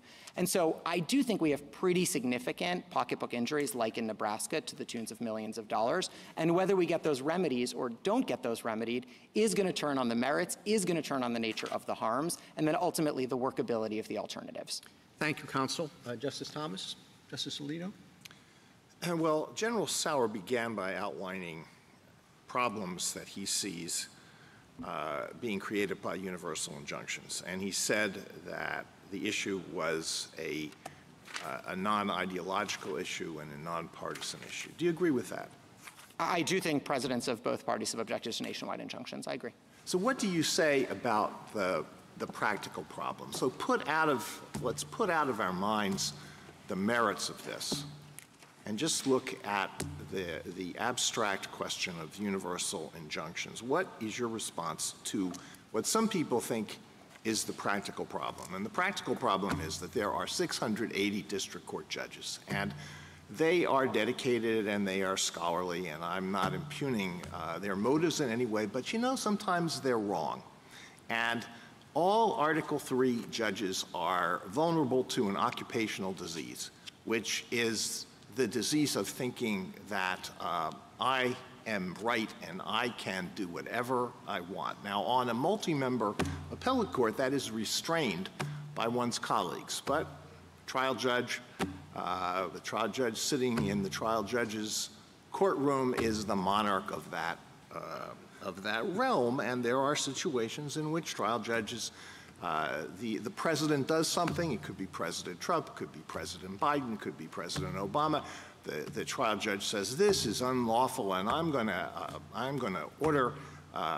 to enjoin it, and I'm convinced I'm right, so I'm not going to stay the injunction. And then an application is made to the Court of Appeals to stay the injunction. The Court of Appeals gives it the back of the hand, and then the case comes immediately to us in the context of an emergency application. And some of us have said, well, we don't think we should do anything in those situations unless it is indisputably clear that the court below was wrong. So what do you say to that practical problem? So we're mindful of the practical problems. I will say the states have had a through line as well across administrations. We have never believed, even as nationwide injunctions restrained policies that we favored, that they were categorically off the table. We've always taken the position that they are sometimes available in narrow circumstances, whether we like the policy or don't like the policy. And so you might have some cases where the nature of the harm, this is the DACA example from my friend on the other side, where the nature of the harm which was Texas saying it had to give benefits to residents in the state, is actually entirely remedied by a nationwide, state-only injunction that applies just to Texas, because that might incentivize individuals to leave Texas, and then Texas doesn't have to give them benefits anymore. So you might have a case like that. But sometimes you are going to have cases where it is impossible to remedy the state's own injuries, and the alternatives are not practically or legally workable. And that describes this case perfectly. And so I don't think the answer is a bright line that means even in those situations, it's not possible for the states to get relief. In deciding the question that is before us here, do you think we should, never mind, I withdraw that. I have no further questions. Justice Sotomayor? Let's start with an answer you've been trying to give and haven't completed, which are the general suggested there were two ways that your injuries could be remedied. He claimed they were both presented to the court below. I didn't see that, but that's a matter that we could check on. Do you agree with me that they were not presented to the courts below? I do agree with you. So I want to be very clear, because I think there's some confusion across the briefing here. Right. We agree, and I don't think the First Circuit disagreed. They objected to the nationwide injunction in the district court, and we attached the briefing and we attached the transcript. What they didn't do is provide some of the alternatives they've pressed in 2 sentences in their emergency application. Okay. Yes, they did not. So now go through why you question whether there are 2 suggestions now that they've only raised before us are inadequate to remedy all of your harms. Yeah, because complete relief, he says that there is situations in which you grant relief that will benefit third parties. Why is your relief necessary to give you complete relief, even though it benefits these parents in other jurisdictions? So I don't think there's any serious dispute that if you limit the relief to babies born in New Jersey, we won't get complete relief, because 42 U.S.C. 1396A, the Medicaid statute, requires us, the states, to do the citizenship verification. So it's not true that they can simply handle it all for themselves. Federal law requires us to undertake those responsibilities. And we have, in New Jersey, 6,000 babies born out of state every year. When they come into the state and they need benefits, the Boyle Declaration from Massachusetts suggests that's going to cover 40% of kids. They come into our state, they need benefits. We have to do citizenship verifications, which is a burden for us. That's for you in New Jersey, but there's, I think, how many states? That's just an example. We have 23 attorneys general in this state. 23 exactly right. attorney generals. So 23 states are going to have babies who were born somewhere else without a birth certificate that you're now, if they move into your state, going to have to do checking on. And that comes to the United States' alternative, Justice Sotomayor, which is they say, okay, maybe their citizenship turns on when they enter New Jersey, maybe for some purposes, maybe for all purposes, depending on which sentence you're looking at in the emergency application. And there are three problems either way. The first is it will undermine the administration of our benefits program. So individuals will move in. When they were born, they were treated as non-citizens. They didn't get Social Security numbers because they wouldn't have been eligible for the enumeration at birth program in their states. And they're going to arrive and they're going to seek benefits that we administer. But federal law requires that they have Social Security numbers for the administration of those benefits. This is 7 U.S.C. 2025 for SNAP. This is 42 U.S.C. 1320b7 for TANF, for Medicaid, and so on. So they're going to need to have Social Security numbers. They're going to arrive without them, even though they were, under this court's precedents, citizens who should have been in the enumeration at birth program, who should have had Social Security numbers. And it's going to be a burden on us, either in delaying the benefits, training county social service workers, in having to administer benefits without the SSNs on a provisional basis. So that's the administration of the benefits. Let me give an example on participation, which we have responsibility for as well. These are babies who were told that their families were told that the babies are undocumented, they aren't citizens, they're not eligible for these federal programs when they were born. They come into our states, they think they're now ineligible. They don't realize their child is a citizen entitled to these federal benefits. And so what will happen is we bear the responsibility, putting in our own state Medicaid plans, of getting them enrolled. And that's 42 U.S.C. 1367BB. So we're responsible for putting in our plan how we're going to enroll them. We have to incur substantially more costs to get them enrolled in our programs because they think they're undocumented, they think they're ineligible because of where they were born, even though their citizenship has now turned on when they cross state lines. And then the last point is, we've never in this country's history since the Civil War had your citizenship turn on when you cross state lines, so we don't have answers to these workability questions, not just because it wasn't presented in the district court, not just because it's 2 sentences in an emergency application, but because for over a century, executive practice has been uniformly to the contrary, building on this court's decision in Wong Kim Ark. So we genuinely don't know how this could possibly work on the ground. And although my friend on the other side has complained that they weren't able to give guidance, the states didn't object to guidance. The states have no quarrel with internal steps. And if they want to put out guidance that says, if Wong Kim Ark gets overruled, this is what we would do, that's fine. What they can't do is require us to take any steps or issue guidance that requires everyone to start planning for something that is so patently against this court's own settled precedent. Now, going back to the history question that Justice Thomas started with, you relied on the Bill of Peace. You relied on the tax injunction of the 19th century, and not so far in the 19th century, 1891, just about the time that the 14th Amendment was adopted, okay? At any rate, there are other cases, one of our amici points out to them, the Pierce versus Society of Sisters case, the West Virginia State Board of Education case. Those were earlier than the 1960s. In the Pierce versus Society of Sisters, the court affirmed a universal injunction that wasn't even sought by the parents, correct? That's right. And there what we said was their states were imposing criminal penalties on parents who sent their children to private school. and just 2 plaintiff schools sued against that penalty.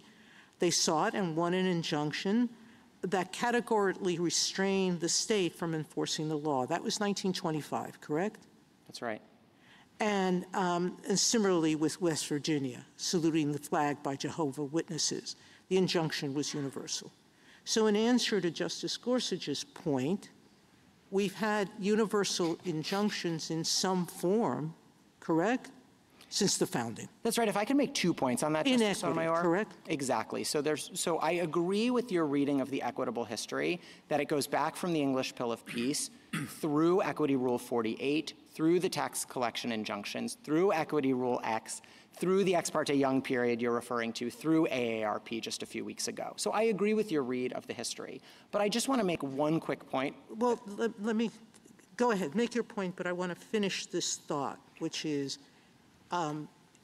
you started earlier by saying universal injunction should not be the preferred remedy, and it should be limited. You've suggested 3 ways to limit it. I agree with you, those 3, and yours clearly falls within one. That's your claim. But the point that I think my 2 other colleagues are raising is, how do we ensure district courts are following that? So if I can make a point about the history and then make a point about the guidance. On the history, I understand that the United States at the podium today tries to make the history all about what it calls indivisibility cases, cases where there's just a unitary on-off switch, as it were, and either something happened or it didn't happen, like a redistricting plan needs to be completely redone or a power plan is on or it's off. But if I could give an example that shows it's not quite so limited and it very much requires looking more broadly at what's practically or legally workable on the ground, I would point to apportionment as an example. So say that there's an executive order that says we're just not going to count minors, people under 18, in apportionment anymore. We're only going to count people who are voting age. And the state of New York files a lawsuit, and it wins its lawsuit, and all of its 17 and under-year-olds get counted for apportionment. That isn't indivisible in any way. It's not a redistricting plan. It's not a power plant. But it is going to skew apportionment in a way that is totally unfair, practically and legally, to third parties, because now 17-year-olds are being counted in New York, but they're not being counted in Oklahoma. And you would end up messing up apportionment between states for that very reason. And that shows, as just a broader insight, that we've always looked to the harms that third parties will suffer as negative externalities of court orders. And that's our submission here, that to accept what the United States wants as against our injunction and to say that it turns on or off when you cross state lines doesn't just harm the administration of our benefits, doesn't just even harm enrollment in our benefits, also puts chaos on the ground where people's citizenship turns on and off when you cross state lines. If ICE has initiated a removal proceeding when you live in Philly and you move to Camden, I suppose the ICE removal is supposed to turn off at that point, potentially, because your citizenship status has changed. I don't know if you lose it if you move back to Philly, whether you were born in New Jersey or born in Philly, move to Camden and move back. It's a very porous part of the country. I don't know if the ICE removal turns back on when you cross state lines again. And that sort of chaos on the ground, those implementation questions we don't know, are serious third-party harms we've always taken into account. This is North Carolina versus Covington, where courts ask what's workable as an injunction matter, and it's also the winter factors, where factor 3 looks at the balance of the equities between the parties and workability and harm to them, and winter factor 4 looks at public interest and the negative externalities and workability problems we're imposing on others. Justice Kagan? General, you've had a chance to talk about your administrative costs and the workability problems that New Jersey would confront, but how about this magnet problem? I mean, it strikes me as completely obvious that if you have 2 states and they have different rules for citizenship and one benefits babies and the other doesn't, that everybody moves to the state where the more favorable rule exists. But why is it that preventing that harm from happening should count as providing you with complete relief? So I think actually my point is somewhat different. I agree with you that the incentives could potentially factor into the calculus because we're ultimately experiencing some harm we might not otherwise to our benefits programs. But my point is different. Even if you just take normal migration for New Jersey, 6,000 babies born out of state, 8% or 8 million every year traveling across state lines, without worrying about the incentives, we're going to be looking at that problem for how we administer benefits programs. I got that. Are you saying we shouldn't consider? No, I think you can. I think you can, Your Honor, and it's because of the nature of three things together. One is it's the movement, but it's not just the movement. Two is it's the fact that citizenship historically was something you had at birth or didn't have at birth, and so you arrived to our state, in theory, without birthright citizenship, because you would have been told when you're born in the hospital what you have or don't.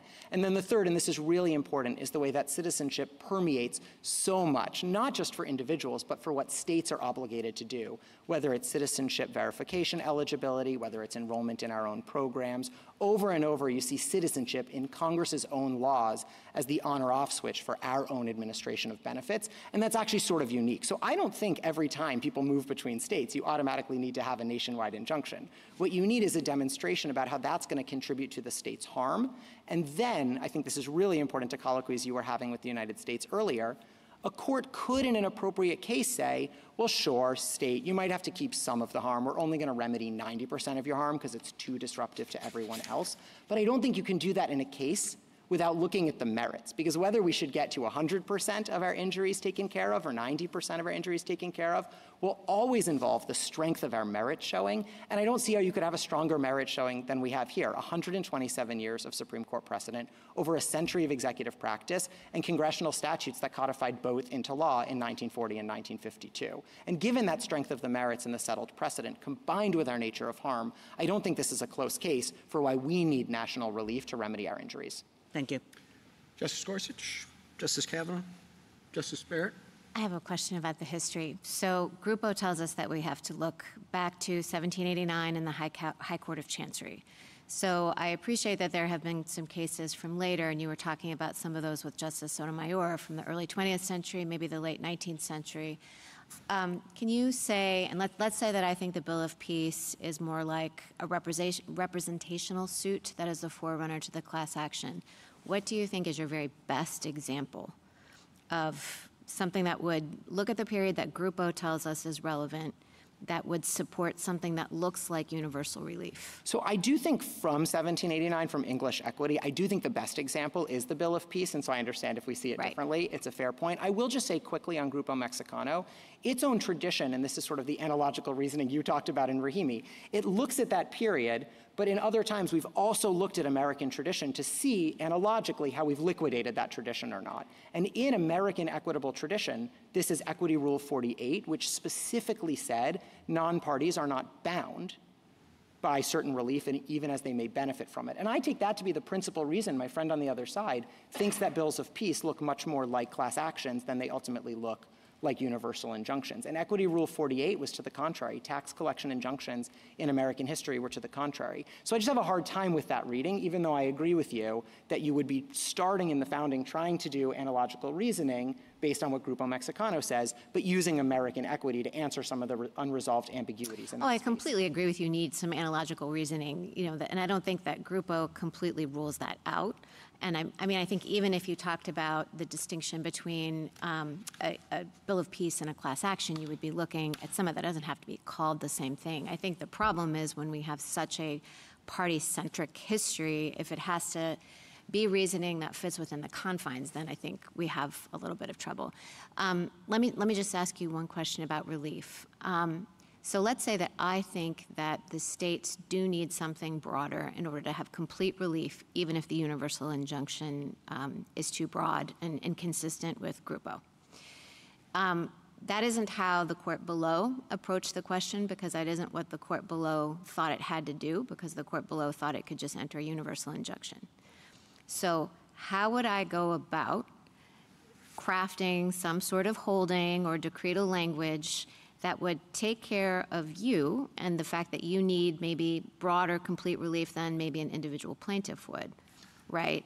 Because the district court didn't go through that analysis, the analysis that you're telling us today. So tell me practically what that would look like. So I think the district court in the Massachusetts case did actually do a very good job of this. It specifically said, I'm saying New Jersey as a stand-in, 23 attorneys general. The states need this relief, And he didn't grant universal relief to the individual plaintiffs in that case. So he did actually craft different relief for different parties, and he said this is necessary for us. Part of why we're talking about alternatives in a different way at the podium today is because these alternatives were not presented to the district court. So the district court just had before him the idea that maybe we have to eat some harms or maybe we get universal relief. And of course we need universal relief given the strength of the merits showing as between those choices. I think what you could say is here there were two sentences in an emergency application that raise new alternative ways to remedy the harms. Those sorts of things need to be raised to the district court, and when they are raised to district courts in appropriate cases, when states file suit, courts should ask first, are those alternatives going to be practically or legally workable for the plaintiffs and for third parties? I agree to Justice Gorsuch's point. If the federal government wants to take on its own burdens, it can do so, but it can't just say that for third parties. But you're talking about what would happen in the future. I'm talking about what would happen to you now. Oh, so I think if the United States seriously wanted to press these alternative with facts about how they would work and put that before the district court, parties can always put new alternatives in a motion to dissolve an injunction before the district court. That's something that has happened regularly when there's changed circumstances or new alternatives. They're welcome to do that in this case or in any other, but then they're going to have to put forward actual facts about how it's practically or legally workable. I will say on its face, these two sentences don't look practically or legally workable for the reasons I raised, but they'd have to make that showing in the district court in the first instance. Thank you. Justice Jackson? So I guess I'm kind of hung up on the posture in which we find ourselves looking at these issues. Justice Alito, I think, focused on this a little bit, when he says that the district court makes this initial determination. It turns out to be wrong. The remedy, I thought, was to appeal. And I guess, for me, the question is whether and under what circumstances the government keeps on doing the thing that the court has found unlawful while the litigation is proceeding to determine whether or not the government's activity violates the law. We're sort of in an interim posture. Many of your arguments, and I appreciate them, are kind of couched in, the state is going to need complete relief for their injury, and that's true definitely as a final matter. But here we are at the beginning of this litigation. No one has determined whether or not the government's conduct is actually unlawful. We have a district court, several district courts, and now courts of appeals that say it is, and so, as an interim matter, we are saying the government has to stop doing it while we litigate the issue of the unlawfulness. To me, that kind of puts the whole thing in a different frame. It's sort of like, why isn't the question in this posture, in this circumstance, can the government or has the government shown that it is going to suffer some sort of harm from being made to completely stop this activity while we're litigating the lawfulness of the conduct? I don't understand. And then you say, yes, we're going to suffer harm. This is the balance of the equities that, part of the PI and the stay showing. But I just don't understand why that's not the focus here. And I don't know what I apologize because I didn't get a chance to ask Mr. Sauer this, and maybe he can address this on his rebuttal. But,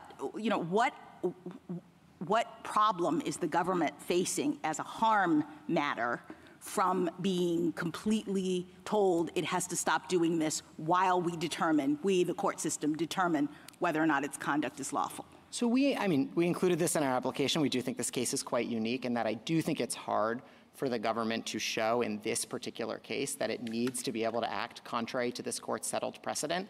That's obviously come up in a couple of questions today. It's something, if I realize the elephant in the room, I've often been asked to assume that the merits are put to the side, and I'm fine assuming that for those questions. But to your point, you're not wrong. It is quite striking, obviously, that it's not just that district courts are saying, this looks like it might be unlawful. They're saying Wong Kim Ark settled this exact issue 127 years ago.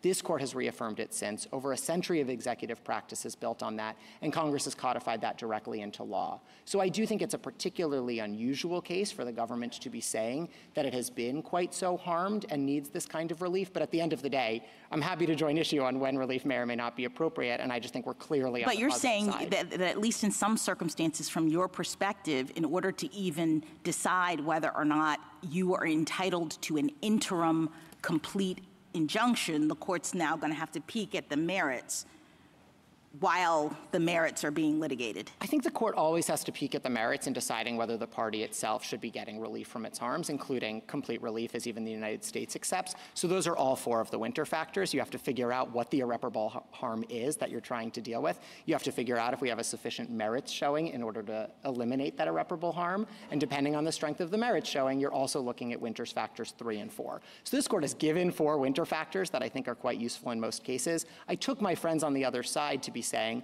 well, beyond the winter factors, there's this bright line rule from Article 3 or the history of equity that just says it can never get to this point. I obviously disagree a bit with them on the reading of that history, but I just think it has no bearing on the case that the states bring to this court here. Thank you. Thank you, counsel.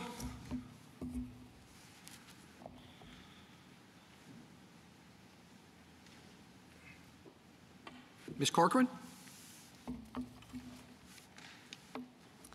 Mr. Chief Justice, and may it please the court, the executive order's stripping of citizenship from U.S.-born children is contrary not only to the 14th Amendment's plain text, but also our common law history, this court's precedent, a federal statute, and over a century of executive branch practice.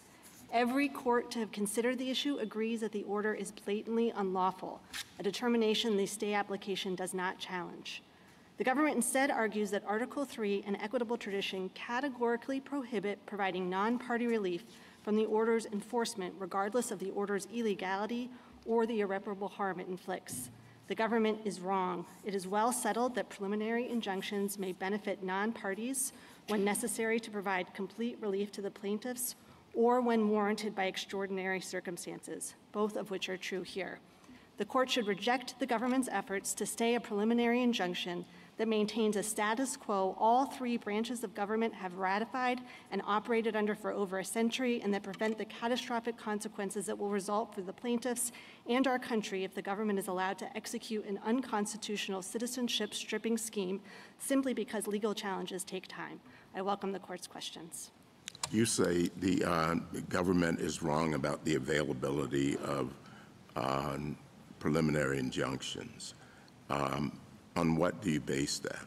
So I think that the 2 reasons I identified, one, it is well settled, and I understood General Sauer to agree today, that universal injunctive relief is appropriate when necessary to provide complete relief to the plaintiffs. That is the case here, and I'm happy to talk about that. But I also, this court has long recognized the availability of universal injunctive relief in extraordinary circumstances where it's justified. I think I would focus particularly on the public interest and equities prongs of the winter test, and I'm happy to talk about that as well, but I think those are the 2 reasons the government— Do you think that if, even if one considers the history not to support you, that the pragmatic considerations and the policy considerations should override that? So again, I would put us in the complete relief bucket, so Mr. Feigenbaum, I'll put on my amici hat in answering that question.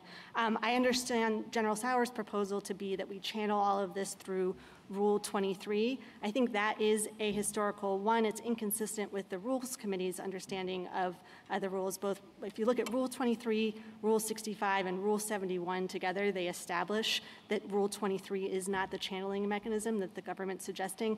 I'll start with Rule 71 because it's responsive, Justice DeBarrett, to your question earlier about whether non-parties can enforce orders. Rule 71 explicitly contemplates that and says if a non-party receives relief, they are entitled to enforce it. I'd point also to Rule 65, the preliminary injunction rule.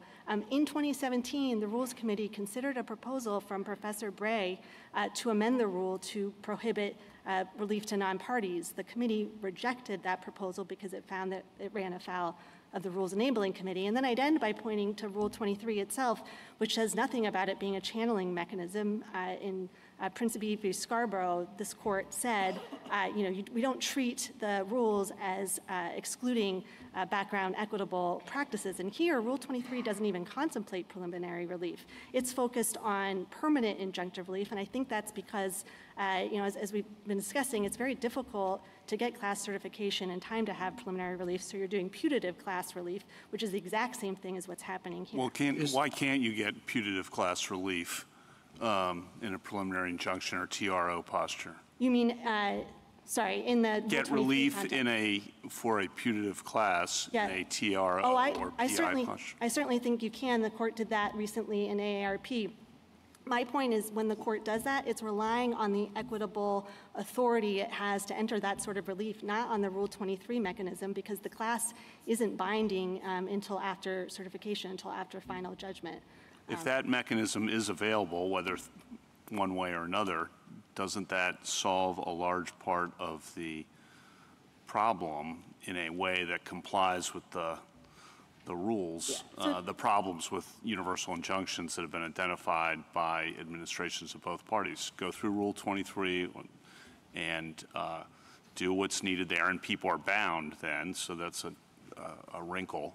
But why doesn't that just solve the problem? Right, so they're not going to be bound until after you get past class certification. So we're talking. I understand that. And for that reason, I would go to Justice Alito's point earlier that all you're doing is taking the non-party injunctions that are happening now outside of Rule 23 and shoving them into Rule 23. It doesn't address the forum selection concerns. It doesn't address the concerns about the emergency docket. It complies with the rules. I mean, the law. We care about technicalities, and this may all be a technicality, but it seems to me the technicality of Rule 23 and the history of that provides, 23b2 provides a mechanism to do what's needed here in terms of getting relief to people. And if you have PIs available for putative classes, that seems to solve the issue for preliminary relief and the timing issue as well. So B2 provides for permanent injunctive relief. It does not provide for preliminary injunctive relief.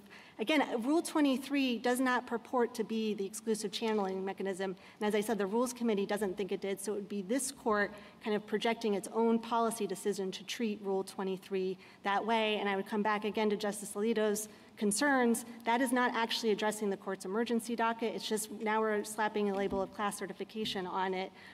So I would, and I'll make a second point on that and then say what I think the better way of approaching the problem is, which is I think that General Sauer and I are in agreement that the Venn diagram of cases that are appropriate for class certification and where injunctive relief I think would be appropriate is not coterminous.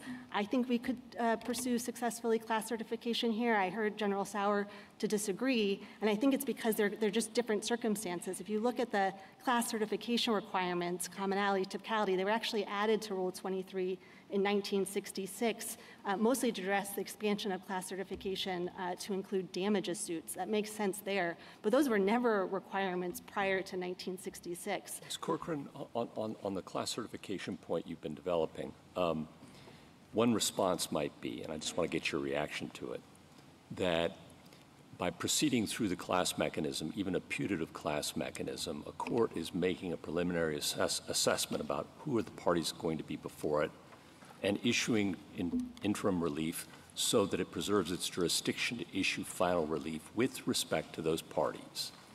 And that's very different, the argument would go, than simply saying everybody everywhere, nationwide, universally, or perhaps cosmically, stands to benefit from this decision without ever having to suffer being bound by it. Thoughts? So I would say, again, that's an ahistorical approach. You haven't had that sort of Rule 23. Assume for the moment that we read bills of peace, which I understand to be your best set of cases, to be prototypical of what is now Rule 23.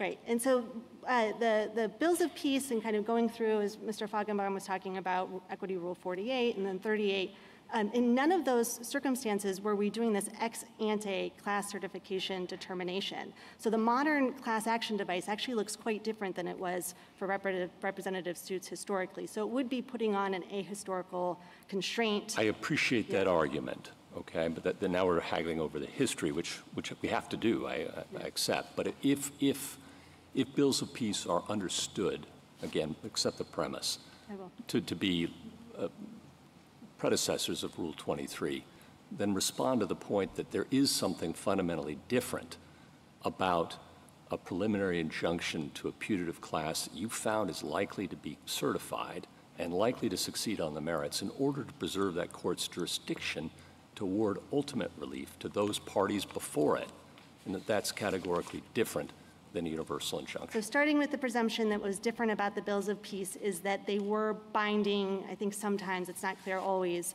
at the end when they were getting to final judgment. I would go back to Grupo Mexicano, to Justice Barrett's point, although that was the high watermark of this equitable originalism, the way the court articulated the test, it focused on 1789, but the actual analysis in Grupo Mexicano focused on 1890 through 1942.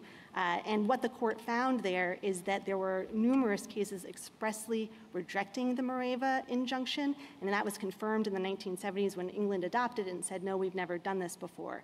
We are in an entirely different world here. One, the cases that Justice Sotomayor laid out earlier all come from between 1890 and 1942, and they suggest that non-party relief was provided for outside of the class action context. But the fact that we have, I think, these very studied scholars in this rigorous debate about what the bills of peace meant, what the railroad cases meant, I think shows that this is very different in Grupo Mexicano. And for the court to kind of delve into that and adopt the categorical rule that the government is suggesting, I think is certainly an overcorrection. It's a hornet's nest on Article 3, right? It calls into concern APA, class action, a whole sort of things. I would suggest that the court instead focus on providing limiting principles within the confines of the Nikin factors of the winter. Is there a practical problem?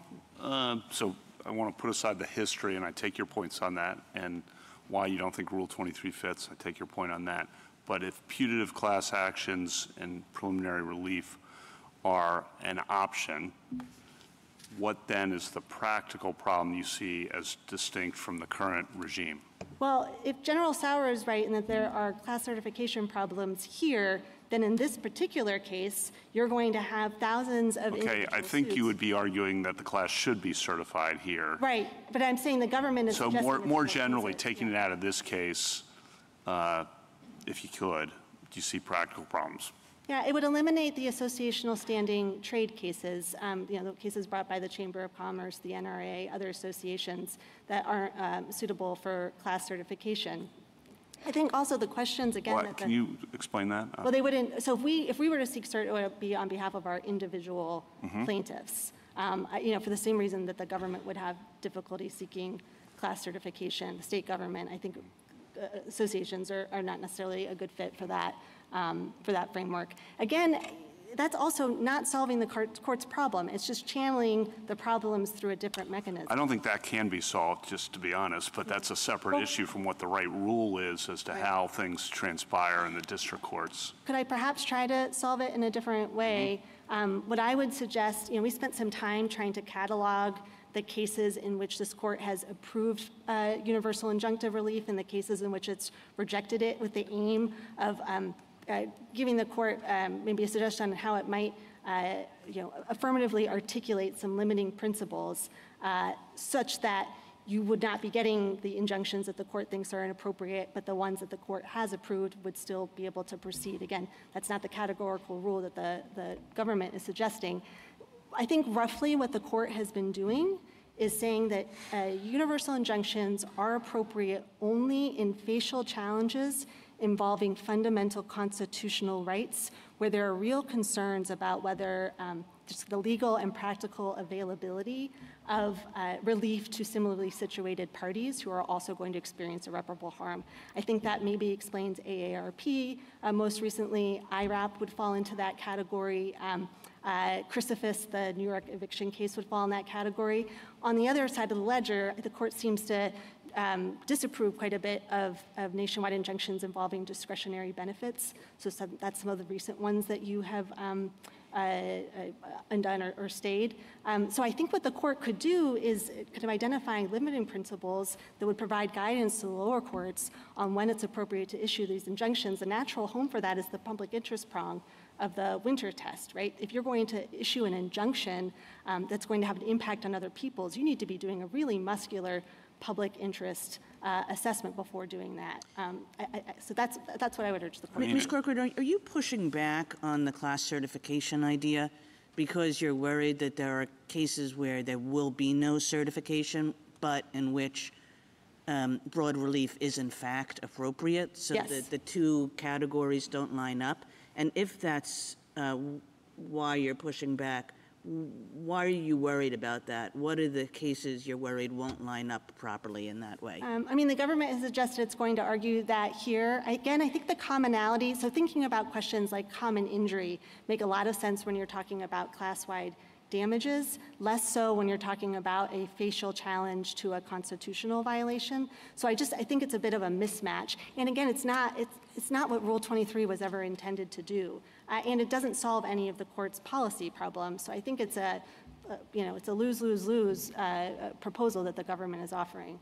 I'm a little concerned that I have focused a lot on my amici hat and haven't actually explained to the court why the injunction is necessary for complete relief here. But I don't want to pivot too quickly, but I want to make sure I address our primary argument as well. Tell us why it's necessary for complete relief. Thank you. For two reasons. The first is that a plaintiff-specific injunction would not be administratively workable. I'll explain that in a second, but I want to note the second one is that even if it were workable, it would require the association members to identify and disclose to the government an association that puts them at great risk of adverse consequences, detention, or deportation, even if they're here lawfully. And so it's not complete relief to require the plaintiffs to make dangerous disclosures in order to claim the constitutional right. And then maybe I'll pivot back to the workability unless there are questions about that. Yeah. Sorry. Very briefly, and then we'll move on to the next stage of our questioning. So the government's workability argument with respect to the individual plaintiffs, the private plaintiffs, is wholly tethered to its argument that the injunction should be limited to the 16 named plaintiffs. It has offered no argument for how it would administer, how state and local agencies could administer an injunction that was narrowed to the ASAP and CASA members. So I think that's probably the end of the road. Mr. Feigenbaum made the point that they can always go back to the district court and ask for the injunction to be dissolved if they present some sort of workable proposal. They haven't, and I don't think they can. I don't want to talk for too long, but if anyone is interested, I'm happy to answer questions about why I think it's Oh, I'm sure unworkable. someone will be. Yeah. Thank you, though, Counsel. Justice Thomas? Justice Alito? Should we decide or make up our minds on the underlying birthright citizenship question without briefing and argument and deliberation? I think that we would be very eager to do supplemental briefing on that. General Sauer noted that none of the parties had asked for cert before judgment. We couldn't because we keep winning. I will ask right now for cert before judgment. What's the answer to my question? Yes, I think you can grant cert before judgment. That wasn't my question. Yeah, but I will say, I think... All right, that's all right. You don't want to answer it. That's no, fine. I will. I have if I could give an answer, which is that I think it's very difficult, if or not impossible, for the court to do a meaningful in-ken analysis without taking into account the fact that the government is asking the court to allow it to ignore this court's precedent, to ignore a duly enacted statute, and to upend 100 years of executive branch practice. So I think, although the government has attempted to separate them, that really the merits are embedded in the in-kind factors. Justice Sotomayor? I find it hard to understand how a district court, in looking at a preliminary injunction under the winter factors, where we said that the likelihood of success on the merits is the keystone, how we could separate that out and say the keystone of whether you're entitled to universal injunction is the only merits question because the other factors are not eliminated by winter. You have to balance the equities, and you can't balance the equities without the merits, correct? I think that's right. I think also, irreparable harm is going to be very difficult for the government to prove if it's not contesting or at least not defending the constitutionality of the order because the government has no interest in enforcing an unconstitutional order. I'd also note there's a quote from Professor Bray in Justice Gorsuch's Texas Concurrence, and it's, "In equity, it all connects. The broader and deeper the relief the plaintiff seeks, the stronger the plaintiff's story has to be."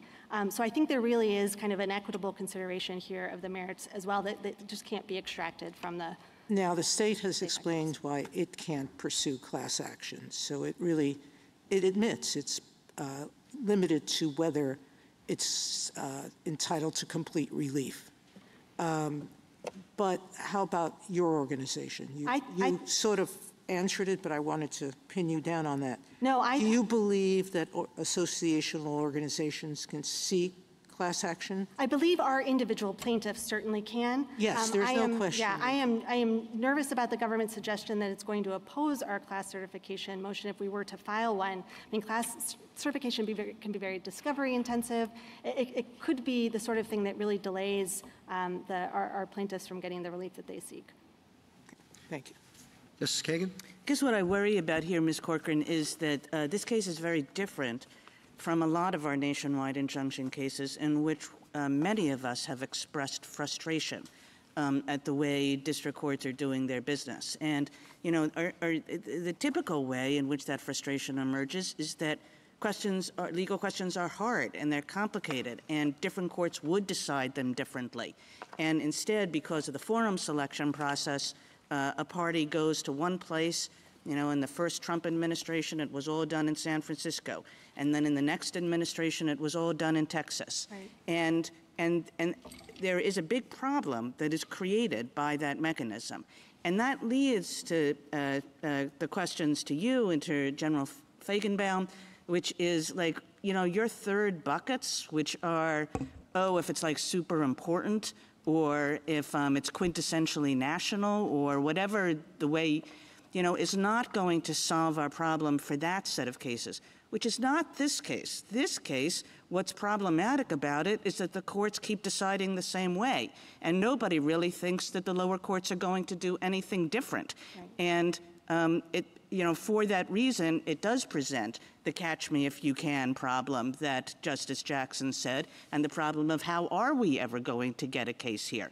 But our general case is not like that, and I just want you to sort of comment on that. Yeah, I'd say first that the government's proposal of channeling through Rule 23 does nothing to solve anything you just described. I think the limiting principles that I was proposing, which again was just me trying to reflect back to the court, kind of the through lines that it's been identifying, are sufficiently concrete that if this court were to articulate them, it would cut back on the number of universal injunctions. Is it a facial challenge?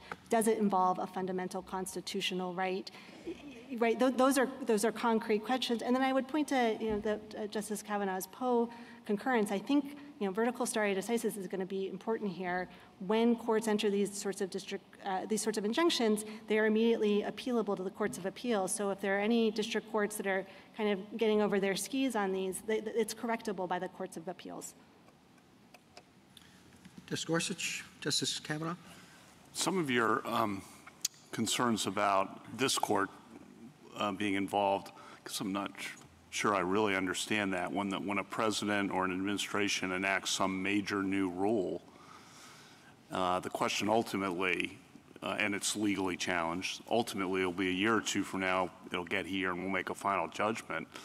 But the interim status of that rule, as this case illustrates, and many others, vaccine mandate, eviction moratorium, go down the list, they're really important whether they're in effect for that year or two.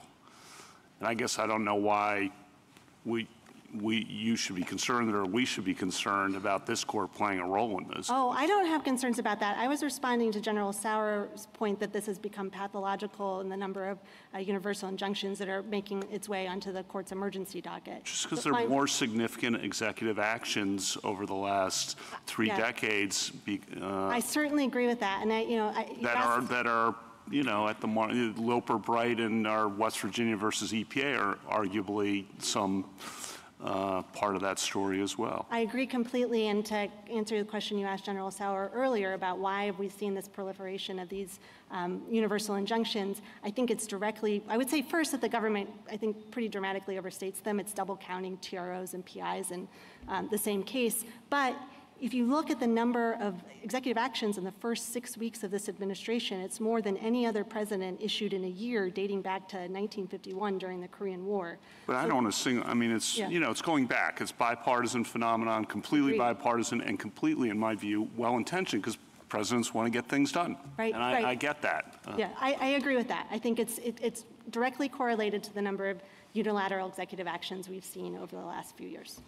Administrations. Justice Barrett? Ms. Cork, and I just have one question. You said that you're in bucket one, so you Yes. felt like you were playing kind of yes. the amici role. I understand why you might think you're in bucket one for the associational point. Do you think you're in bucket one for individual plaintiffs? So I don't know that I would extract them because the universal Well, named exemptions- plaintiff. Like, let's imagine you had individual plaintiffs that are named members of the association. So I guess what I'm saying is let's take the association outside of it and let's just say that we're talking about individual plaintiffs. So Would there, you put that in bucket one? So there I would go to the second injury I had identified earlier, which is if you're asking, our individual plaintiffs have pseudonames right now, that would be contemplating a scenario where they would have to identify themselves to the federal government and say, I am an ace, or I'm the plaintiff in this case, at which point they are immediately vulnerable to deportation, even again if they're here lawfully. We've seen the government removing visa holders and asylum seekers. Justice Jackson? So I think I understand your arguments. There's just one little piece of it that is confusing to me, and I hope you can clarify. So if we view the relief in this case and others like it to be a judgment ordering the defendant not to do something that the court has found to be likely, because we're in the interim stage, unlawful, are non-parties in that situation actually getting relief, or are they just incidental beneficiaries of an order requiring the government not to do this harmful thing? I thought it was the latter. Yeah. And that just, the government is told by the court, don't do X. And of course, anybody who would have been harmed by the government doing X is benefited by that. But they're not really, I thought, getting relief. But here's where I get confused, because I thought they're not getting relief because they can't come into court independently and seek a contempt ruling if the government continues to do the thing. They weren't parties. They don't have the judgment. That's what differentiates them from, say, the class action people or the plaintiff people. The reason why we have the rules for class action, et cetera, is because at the end of the day, the members of the class are getting a judgment that they can then use to enforce this obligation as against the government, whereas the people in the universal injunction world are just benefiting if the government actually follows the order. Yeah, I think that what you're articulating is consistent with a long history of precedent and practice. I mean, it's the classic REM case, right? Making a declaration about property. I think Professor Fander's amicus brief is really helpful on that. He talks about the patent laws. And I think you can see that same instinct in the court's cases that Justice Sotomayor was talking about earlier, right? The railroad rates, Barnett, Pierce v. Society of Sisters. And I guess my point is that's why we don't need Rule 23, because we're actually doing conceptually a different thing. We're not trying to give all these people, everyone in the world, some sort of enforceable right as against the government. We are simply just doing what courts do, I thought, which is telling the defendant over whom they have personal jurisdiction that they have to stop doing something unlawful. And of course that benefits people. But the thing that confuses me about your argument is that you alluded at the beginning to Rule 71 and suggested that the non-parties could somehow enforce this universal injunction. I didn't understand. I think Rule 71 contemplates that. It would be very onerous. I mean, I think when General Sauer, he was kind of contemplating the idea that, tens of thousands of people were going to have to come to court individually. Right, but I think if you're right about that, it undermines the point that I'm making, because it puts people in the same place as the class action folks and the parties in a way that I think raises legitimate concerns that some of my colleagues have put forward with respect to universal injunctions. So the thing that distinguishes them is that universal injunctions are not benefiting or giving relief to non-parties in any meaningful sense, is my theory. I think both have always been true, and maybe they're in tension with each other, but Rule 71's originated in Equity Rule X, which was enacted was put in place in 1842, which had this same idea of, quite apart from representative suits, non-parties enforcing orders that provided them with relief. Although maybe this, as I'm talking, I think maybe I'm talking about under Rule 71, orders that provide relief. But let me just You're talking about injunctions. Yes, right. what I'm asking you Those are is, different things. in this very case, if we have a series of of plaintiffs, of actually named people, and they get an injunction, as the government says, against, if they get a universal injunction, of what they call a universal injunction, the government cannot enforce this executive order. Can someone who is not a non-plaintiff come into court to enforce that if the government violates it? So I'm hesitant to say no, both because Rule 71 exists and those aren't my clients are my plaintiffs, and we needed this universal injunction. Yes, I understand. I'm just trying to figure this out. But I think both, I think both what you said is true. If we look at cases like Barnett and Pierce, and we go all the way back, I think Justice Story's dissent that he signed on to in Cherokee Nation v. Georgia is terrific on this point. He was the preeminent scholar on equitable remedies, and he certainly thought, in the way that you're articulating, we are going to make a declaration about whether Georgia can enforce its laws on Cherokee Nation property, and that is just a declaration of the law that will have an impact on everyone. But I'm hesitant to say that Rule 71 doesn't have any application. Thank you. Thank you, counsel. Rebuttal, General Sauer. Thank you, Mr. Chief Justice.